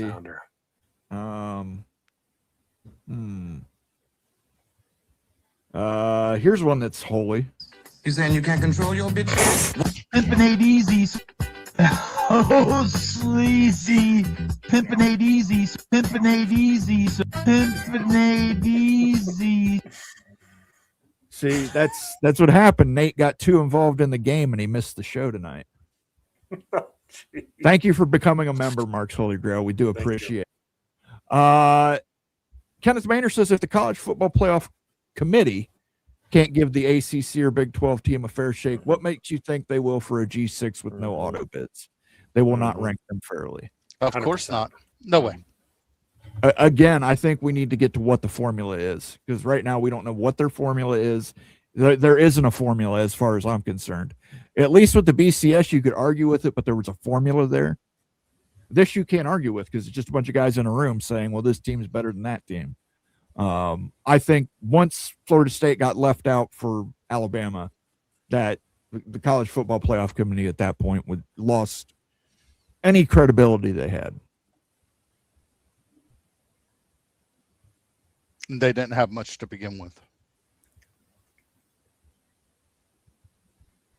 Wild Ute siding with the Southeastern Conference on playoff size is a bit of a red flag.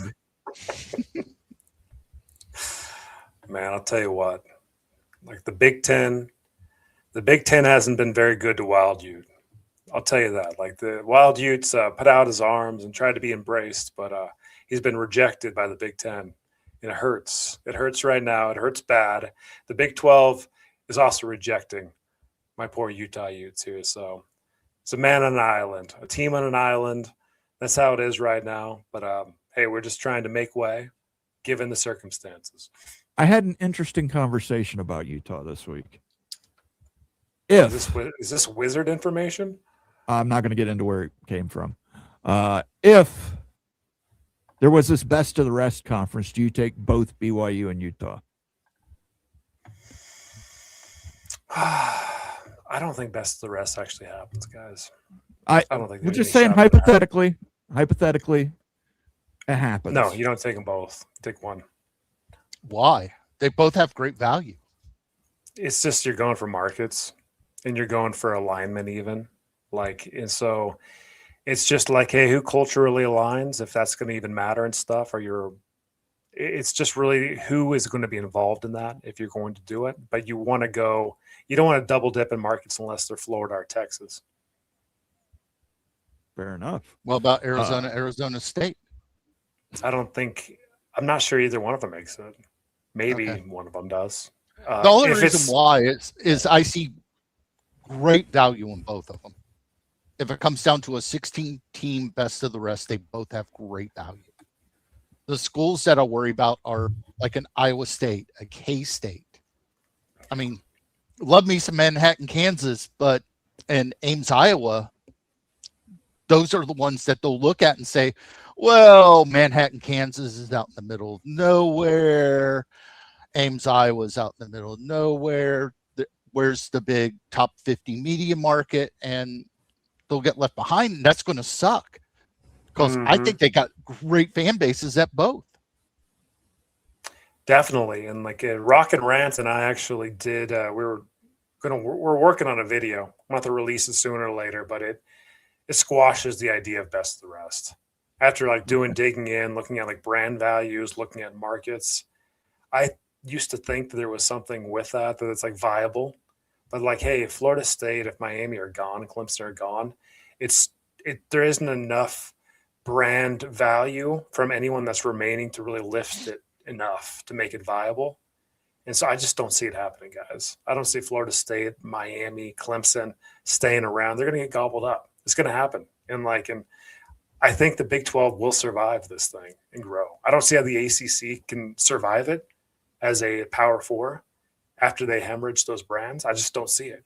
And compete. So the Big 12 is the only thing that makes sense. And it's cheaper and more efficient just to keep the Big 12 structure as is rather than creating something new with mostly Big 12 teams. And it's not that much more profitable either. So it's just Big 12 will be the third best conference and it will survive and there will not be a best of the rest. I'm just throwing that down right now. Mm-hmm. It has been since the Mountain West Conference, since a brand new conference started, and that was with the WAC splitting apart, and they had 16 teams. So that tells you how long it has been since a conference started from nothing. Also, you got to remember the Mountain West Conference, the first 2 years of existence, did not have an automatic bid into the NCAA tournament. Mm-hmm. Let's play a little sounder here for our friend Kenneth Maynor first. He is a Florida Gator. He's an ECU Pirate. We'll do the Florida fight song for him.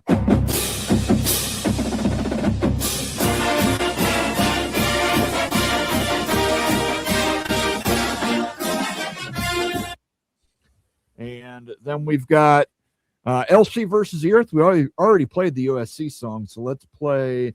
We haven't played this one in a long time. They've been sucking you, sucking you, and sucking you. They've been sucking you, sucking you, and sucking you. They've been sucking you, sucking you, and sucking you.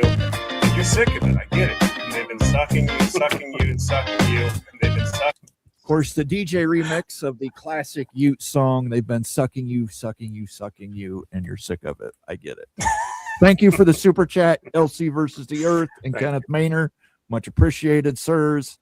And then Becky Go Huskies with a $2 holler says, Ute needs to try Fournette now. What the heck is that? About the cheapest wine that you can find. Fournette? Yeah. Is that a style of wine? Like Chardonnay? No. I'm trying to remember who. I'm trying to remember. Oh no, I was thinking Franzia. Never mind. Franzia wine. It's not a wine. Yeah, I had to look it up. I was thinking Franzia. It's like a. Hold on, I gotta pull that up. I was thinking Franzia. Hold on, it is. Oh, it's bitters.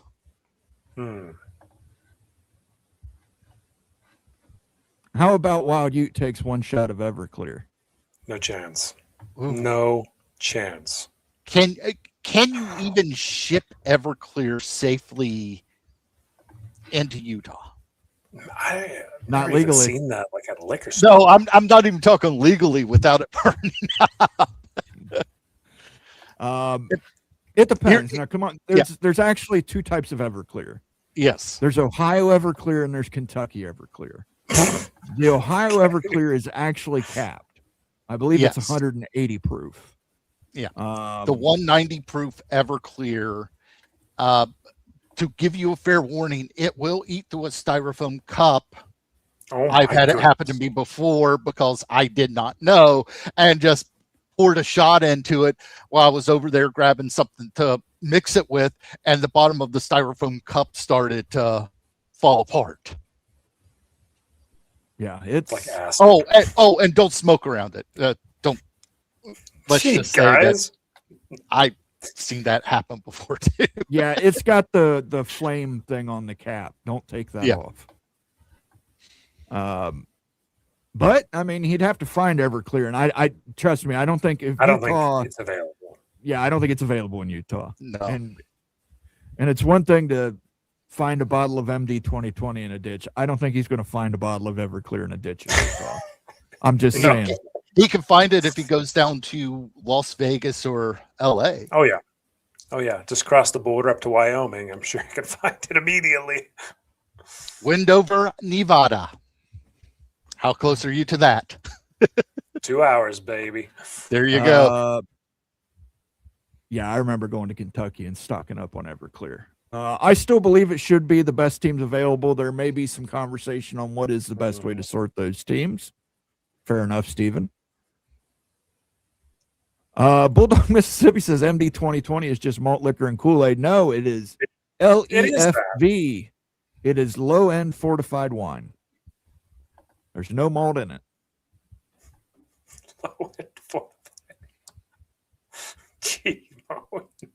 That's what it's classified as, LEFV, low-end fortified wine. What's high-end fortified wine? Well, high-end wine, they do what they do basically. Mogan David has a lot of different things they do. Somebody put it in the chat. I'm sorry if I missed who it was, but they're kosher.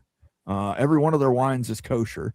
So you can use it for Jewish rituals and whatnot, but they produce good wine. And then what's not good wine, they add a bunch of alcohol to it and sell it as low-end fortified wine. Yep. So it's like the excess. I know you've got Trader Joe's there. How about you pick up a couple bottles of $2 Chuck, Charles Shaw. It's absolutely god awful wine. Let's see you drink a couple bottles of that. I've had $2 Chuck before. You can't get that in Utah though, guys. Like, you can only get wine through a state liquor store. Oh yeah, that's right. That's right. I can't get anything in the grocery store except 3, 2, 4, whatever, right? Yeah. Like I told you the story about my uncle where he had to import wine into Utah. And the box broke. Every time you go into a liquor store too, it feels like you're going into a prison in Utah. There's no art, there's no painting. It's just like a freaking concrete box. And like in like the shame, I swear the shame that you get going in there. I just want to buy a freaking beer that's like 6%. Give me an IPA. I don't want to feel shamed anymore. No more shame. No more state liquor stores. Yes, when he goes to walk in there, they have the lady ringing the bell going, shame, shame, shame. If it's between Mad Dog 2020 and Sangria, which would you pick? Give me MD 2020 all day. No. You have not had good sangria from Spain. That stuff is beautiful. You got great port wine. You've got all the citrus fruits that are in it. It is great. Not to say that I drank a bunch of it at Road to Spain at $10 or €10 a pitcher. Arningad says Mogan David wines are 100% certified kosher. Absolutely true. Ohio State fans need to be giving Little King's Cream Ale some love. I've never had it. I have. Friend of mine that lives in Zanesville, we were at his house, and that's what his dad drank all the time. Had a refrigerator in his garage, and I thought it was, on a scale of 1 to 10, it's probably 4.5. But he already bought it, so we drank it all. Fair enough. I'll have to give it a try next time I'm out and about. Cody Review says BYU, Utah, Arizona State, Arizona, Duke, North Carolina State, Kansas, K-State. Synergies are great. That random schools are greater than that random schools. True, because they're rivalries. And those rivalries do sell outside of wherever you're watching TV from.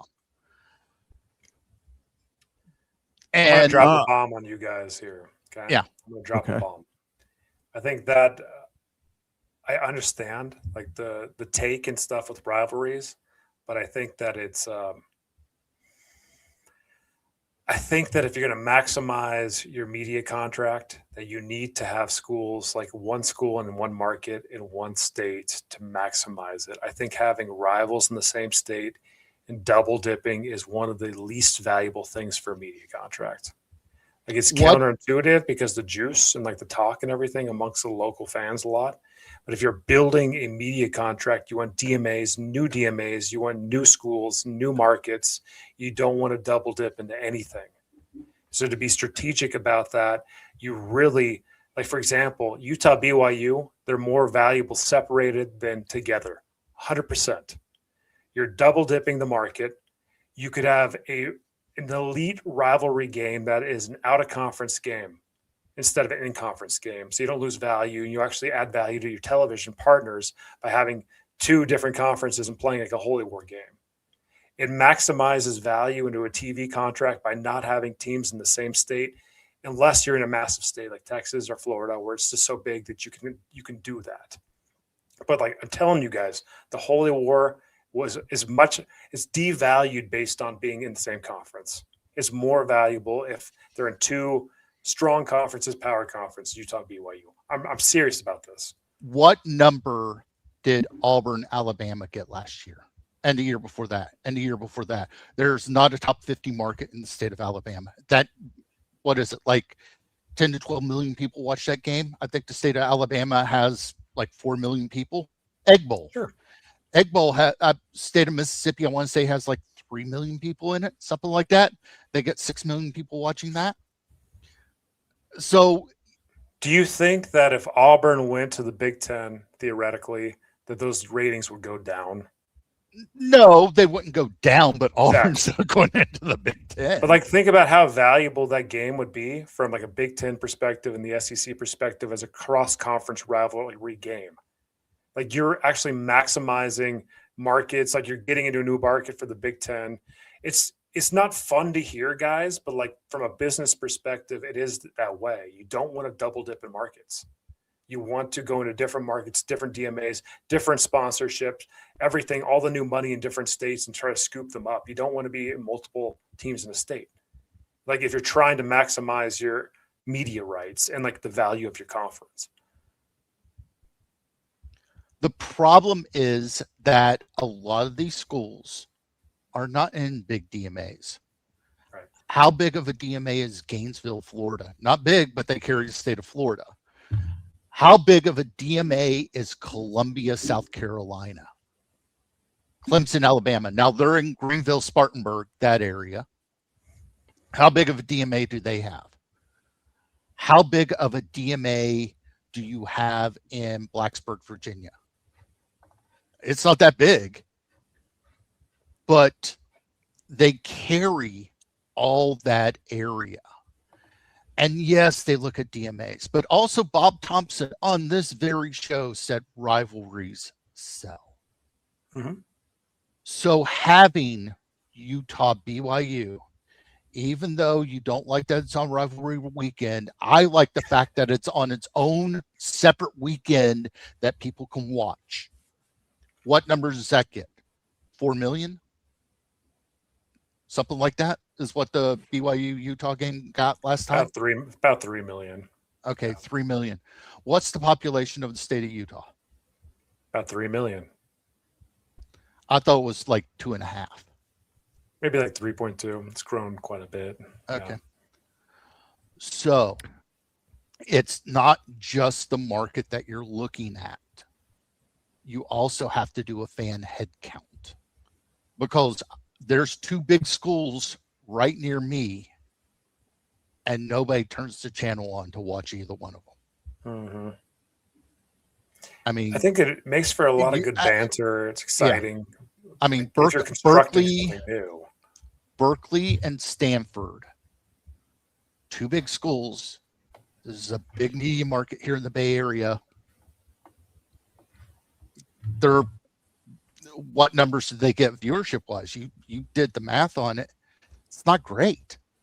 No, it's not great. And if you look, I guess like the thought is this, like if you've got a really good rivalry game that's going to draw, the game is valuable within the conference footprint, but the game becomes even more valuable if you're in power conferences and you play out of conference, because you have multiple eyeballs from 2 different conferences watching that.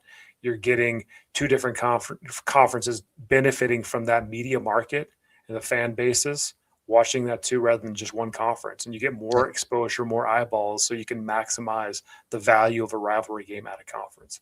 But not counting Michigan, Ohio State, because you've got Columbus, Cleveland, Cincinnati, Detroit, and the rest of the state of Michigan. I don't know the population of either one of them, but they're huge.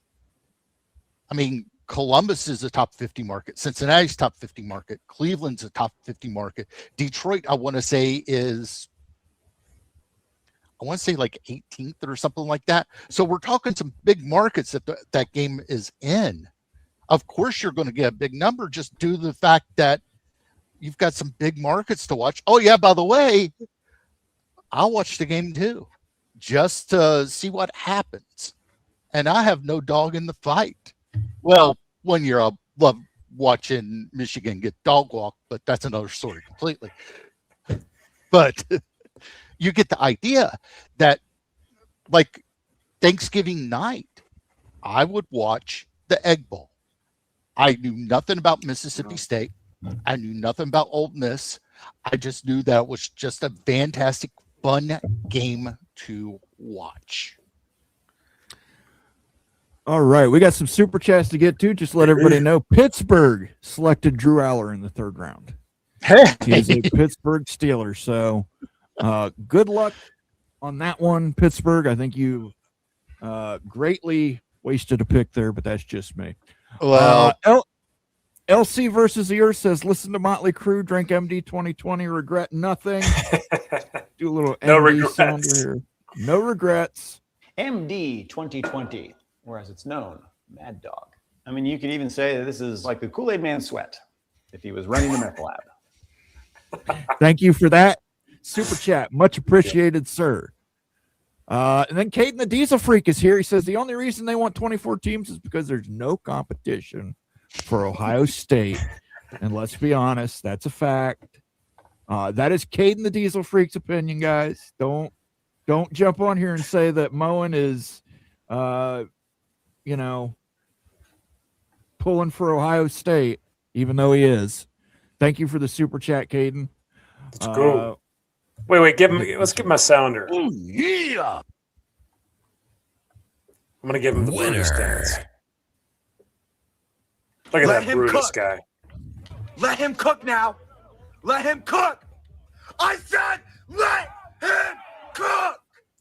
Let that man cook. Thank you for that super chat, Caden. It's good to have you here. Caden does his own stream over on his channel. I definitely would recommend checking it out.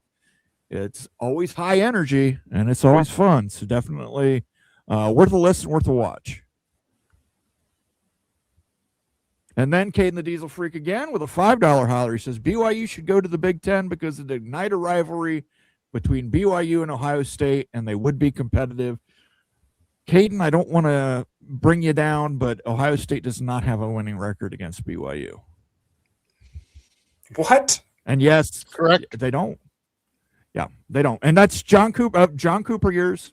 We'll specify it. John Cooper's years, but what was it? 2-10-1 versus Michigan, something like that. It was awful. Yeah. It was give me PTSD. Don't bring it up anymore. All right. Thank you again, Caden. Let me give you a little Ohio State. Let's see. Ohio State. We only worry about one rivalry around here, and that's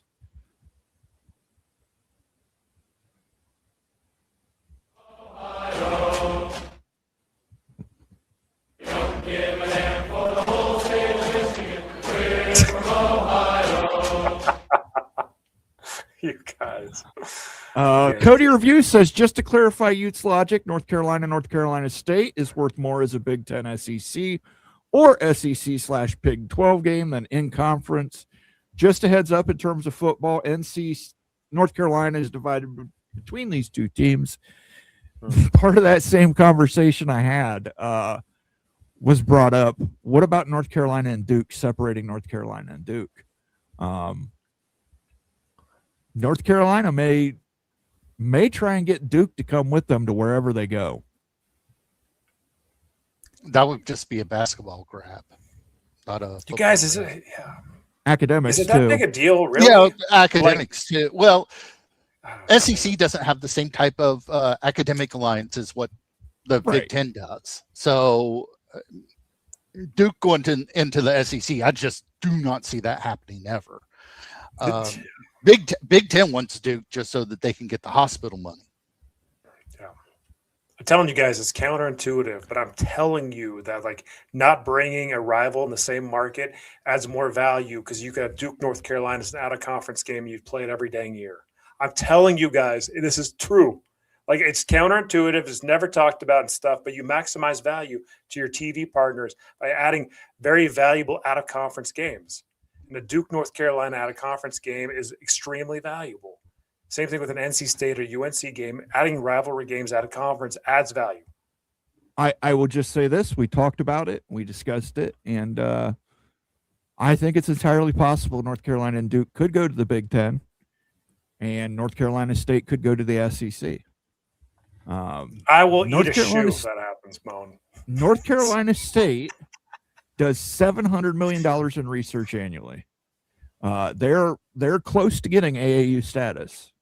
The problem is that there's only enough room for one hospital system in the Raleigh-Durham area. Yeah. Yes, they don't have a medical school at NC State, or they don't have an and they won't on-campus. Because Duke's got one too. Right.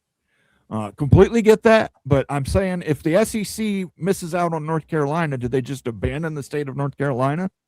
Do they just say, well, we're not going to expand into this huge growing market? I think they would take North Carolina State. I do. I think they're going to get North Carolina. They're going to do whatever it takes to get North Carolina. And Duke Okay, might are end they up in going the Big Ten. But they ain't taking anybody else. The SEC will take one team, and the Big Ten will take one team. I promise you guys it's going to happen. I'll make it I'm serious, guys. Like this, they got double dip in the same market. Why would they do that? To dilute themselves? Like these teams, like seriously, like these teams add value in other ways, but they're not even accretive by itself. North Carolina by itself isn't even accretive to the SEC or the Big Ten. So why would the heck would you double dip and do that? In the same market, you're not getting any DMA value. You're not getting any new student population. It makes zero sense. Zero. Big Ten just did. There are other factors. That's California. Involved.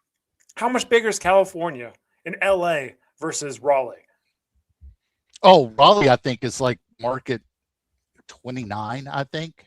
Something like that. LA's number 2. Charlotte, Raleigh. Like everything. No, not Charlotte. Not Charlotte. Just Raleigh itself. Like Raleigh's a like pretty good sized market on its own. Look, I just like I hear that take a lot stuff. I just don't think it's realistic. I don't think like you're absolutely just like blowing. Like you've got valuable conferences now. They're going to grow organically and be insanely valuable at the next media rights. You don't need to expand for any reason. It's a benefit maybe if we go to 24 teams, but double dipping is an antithesis of that. Of like adding value. It really is like in a market, guys. It makes no take sense. that back. Like Raleigh-Durham's 22. I didn't know that they moved up that much. Like I said, they're a pretty big market. what's LA? 2. Hold on. Let me pull up Charlotte real quick. Hold on. LA's 2. Charlotte is 21. And like these are great freaking teams. Like it's not even about the teams. It's just about the concept of going into a state that's not Texas, Florida, or California and trying to get multiple teams. Like when you're like the Power 2 conferences, like that. If you're the Big 12, you wouldn't even do it. The Big 12 is not even a double dip in North Carolina. It's not going to happen. It depends on what's available. If you have a chance to pick up, let's say, an NC State, and let's say you want to make the basketball play and pick up Duke. It just depends on how big the Big 12 wants to go and what's left on the sideline. So let's look at your bench, and let's say they go to 24 and Duke is still on that bench. They might pick them up. We just don't know. I mean, Duke football's awful. They averaged like 23,800 and change the past 5 years. It's awful. But we got some super chats here we got to get into, guys. Yep. Let's go. Capo Major with the 1999 super chat. Good to see you, Capo, my friend. He says, his crazy lesson of the day, the SEC best not expand by triple dipping in markets in ACC. History shows that plan failed for both the Big 8 and the Southwestern Conference. Hashtag add 5 from ACC and 3 from 12 if reaching for 24. Southwest Conference, whenever they pulled the plug on it, only had teams in Texas. Yeah. I think that his point is really poignant though right here. Like, I think that it's nails. Like, because you're not expanding your reach, your markets. Like, you're trying to get, this is a land grab, guys, in valuable markets. This is what realignment partially is. And so you've got to do that. Like, you've got to go into multiple markets. You've got to try to get more students in those markets. You want to get growth. You want to get affluence. You want to be close by if possible, unless you're the Big Ten and you go to LA. I don't know. Like, I mean, like, that's just how realignment goes. And so double dipping when you don't need to do it. And North Carolina is a great property, and they are truly that valuable and stuff behind Notre Dame. But I don't think they're so valuable they warrant 2 entries into power. What's even one better, whenever the ACC formed, Wake Forest was in the town of Wake Forest, which is Wake County, that is Raleigh, North Carolina. You had 4 teams in the ACC that were within 25 miles of each other. Duke, NC State, UNC, Wake Forest. Wake Forest moved to Winston-Salem in the late 50s, early 60s. Thank you for the super chat, Capo. You're clearly a man who knows what he knows and knows what he wants. And we're going to give you this sounder. I am feeling the effects of masculinity right now. I feel the testosterone. I want to go to war. I want a lightsaber. I'm a man. Thank you for the super chat again, sir. South Carolina, this is from Kenneth Maynor. South Carolina Clemson has a large following in the Charlotte area, similar to how Clemson bleeds into Atlanta, 2 gigantic metro areas. Very correct. So making the play for Clemson to the SEC, do they double dip, or are you saying that Clemson goes to a different conference? Kenneth, do you think they go to the Big Ten or possibly a best of the rest? I don't see Clemson going to the Big Ten conference culturally. Doesn't make much sense. Like, Clemson, man, I'm giving away too much good stuff right here. Okay, so based on what I've found, is Clemson actually is on the fastest trajectory down as far as football brand out of anybody in the nation. That's not a shock. The last 2 years.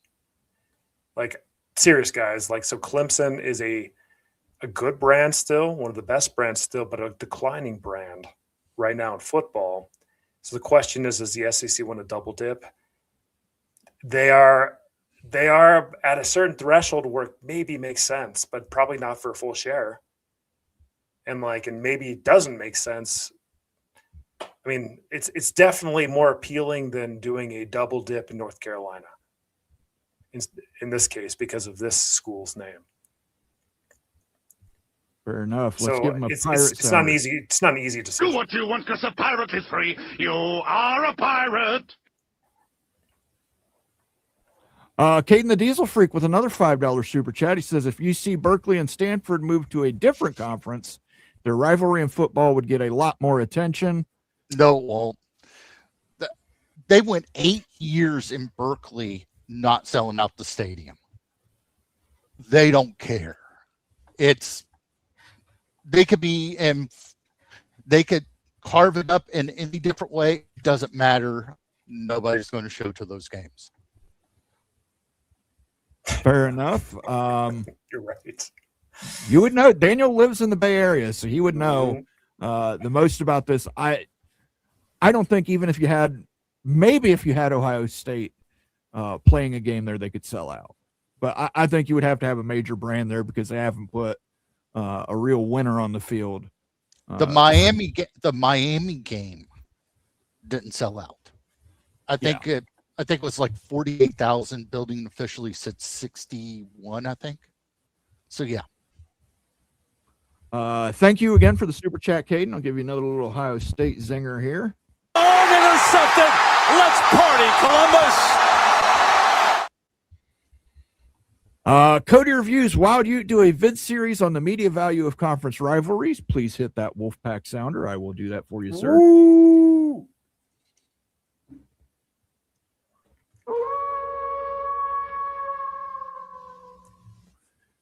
Thank you. And So we got another check. $9 super chat here from Caden the Diesel Freak. If Utah came to the Big Ten, it would be a big mistake on their end because Ohio State would beat their ass chain to ass. Now, Ohio State does have a winning record against Utah.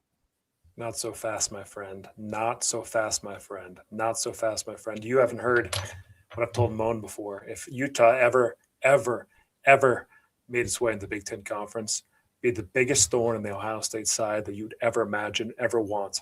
I am vowing that right now. You better not let it happen. How was that Rose Bowl? I'm telling you. Jackson right here. Smith and Jigba. Ohio State That's all I got have to lucky to say. pull that game out. Lucky. Whatever. Jackson Smith and Jigba just scored another touchdown against Utah. Didn't Utah put up 50 on you guys too? Right. 50, 60 points or something? Really? Before we had the defensive coordinator. They did, but who won the game? I don't remember. Who's got it? Which team has Rose Bowl victories? You. Kenneth Maynard says the East Carolina Pirates are as just as big of a football fan base in the state as UNC and North Carolina State. Raleigh and Charlotte will both be top 15 markets within the next decade. I agree with you, Kenneth. I think if Charlotte, yeah, I don't know about RDU. Charlotte top 15, I could see that. I don't know about RDU. I think the SEC and the Big Ten both get into North Carolina. Caden the Diesel Freak says, Professor, I'd be afraid of Ohio State if I were you. Listen to this fight song, Caden. This is what we're going up against.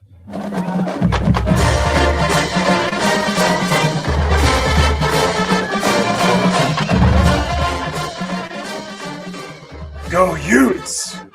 Go Utes! That would be the weakest song in the Big Ten right there. You suck so bad, Mo. And thank you, Kenneth Maynard. You actually, you know what you're talking about, but, let me find the $1 Million Man song here for you.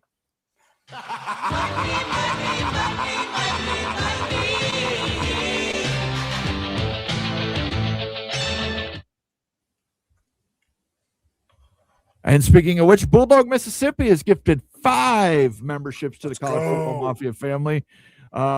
Steven, 1994 WPS, Green Eyes, Trevor Ricci, Texas, MGC Sooner, and Don McCloy. You were all gifted memberships by the Bulldog Mississippi. We'll give him a little more cowbell here. And I've got that one on media assets, actually. So now I got to find it. There we go. I got a fever, and the only prescription is more cowbell. Thank you, Bulldog Mississippi, for your continued generosity to the channel. Again, if you received one of those memberships, make sure you thank Bulldog Mississippi in the chat. Go enjoy that members-only content that's available to you now. Also get that access to the emojis in chat, the special emojis, and we're going to do a members-only live stream here at some point. Moan, I just found something in the media assets of this system that we use. I've never seen you use this. I'm gonna click on this. I don't know what's gonna happen. I don't know what you've added here. Okay, We're in trouble. What is that? That's a milker. What did you put that She's on? drinking milk. That's been on there for a while. I don't remember this at all. That goes back to the old milk situation. According to Caden, that song is triple poopy. Go Utes, go Utes, go Utes. I will say this. I liked the song when it was playing when they beat USC and it got Ohio State into the college football playoff. Yeah, That's the only time I've liked that song. I bet The you only do. time. Caden the Diesel Freak hitting the Big Ten emojis in chat. Thank you, sir. Appreciate that. Again, you get access to that by being a member. And there we go. Thanks, Bulldog Mississippi. Thank you again, Bulldog Mississippi. Thank you, Stephen, for thanking Bulldog Mississippi. Love to see that. And then Kenneth Maynard says, the other guy has a good point. Hard to predict, but definitely growing. We're going to wrap it up here, guys. And we didn't even get to talk about Brett Yormark's evil twin taking over at Miami. Right. True. Right. And how people are now running that this is this is the way that Big 12 is going to get Miami. Yeah, Daniel doesn't believe it. I don't believe it either, but I mean, No, I don't either. But it's I weird, guess that is, isn't it? it's his twin It's brother. just I've like never him, seen, too, I've man. never seen him. Does he have the same, I mean, does he have an Haircut? extra 50 pounds or maybe some hair? Dude, it's a I've never seen the doppelganger. guy. Doppelganger. Does The he only even really picture have a that they twin or showed, is- the only picture that they showed was it looked exactly like Brett Yormark, but it was, I can't remember where it was at. Was that like some basketball event? Are we sure that, have we ever seen both of them in the same room at the same time? Are we sure Brett No. Yormark's not just double dipping?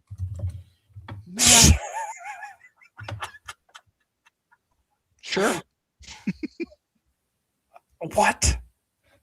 No, seriously, guys. I gotta show this. This is nuts. Twin CEOs. All right, one sec. All right, Youth's going to pull it up. We're going to see if this is AI generated or if this is not just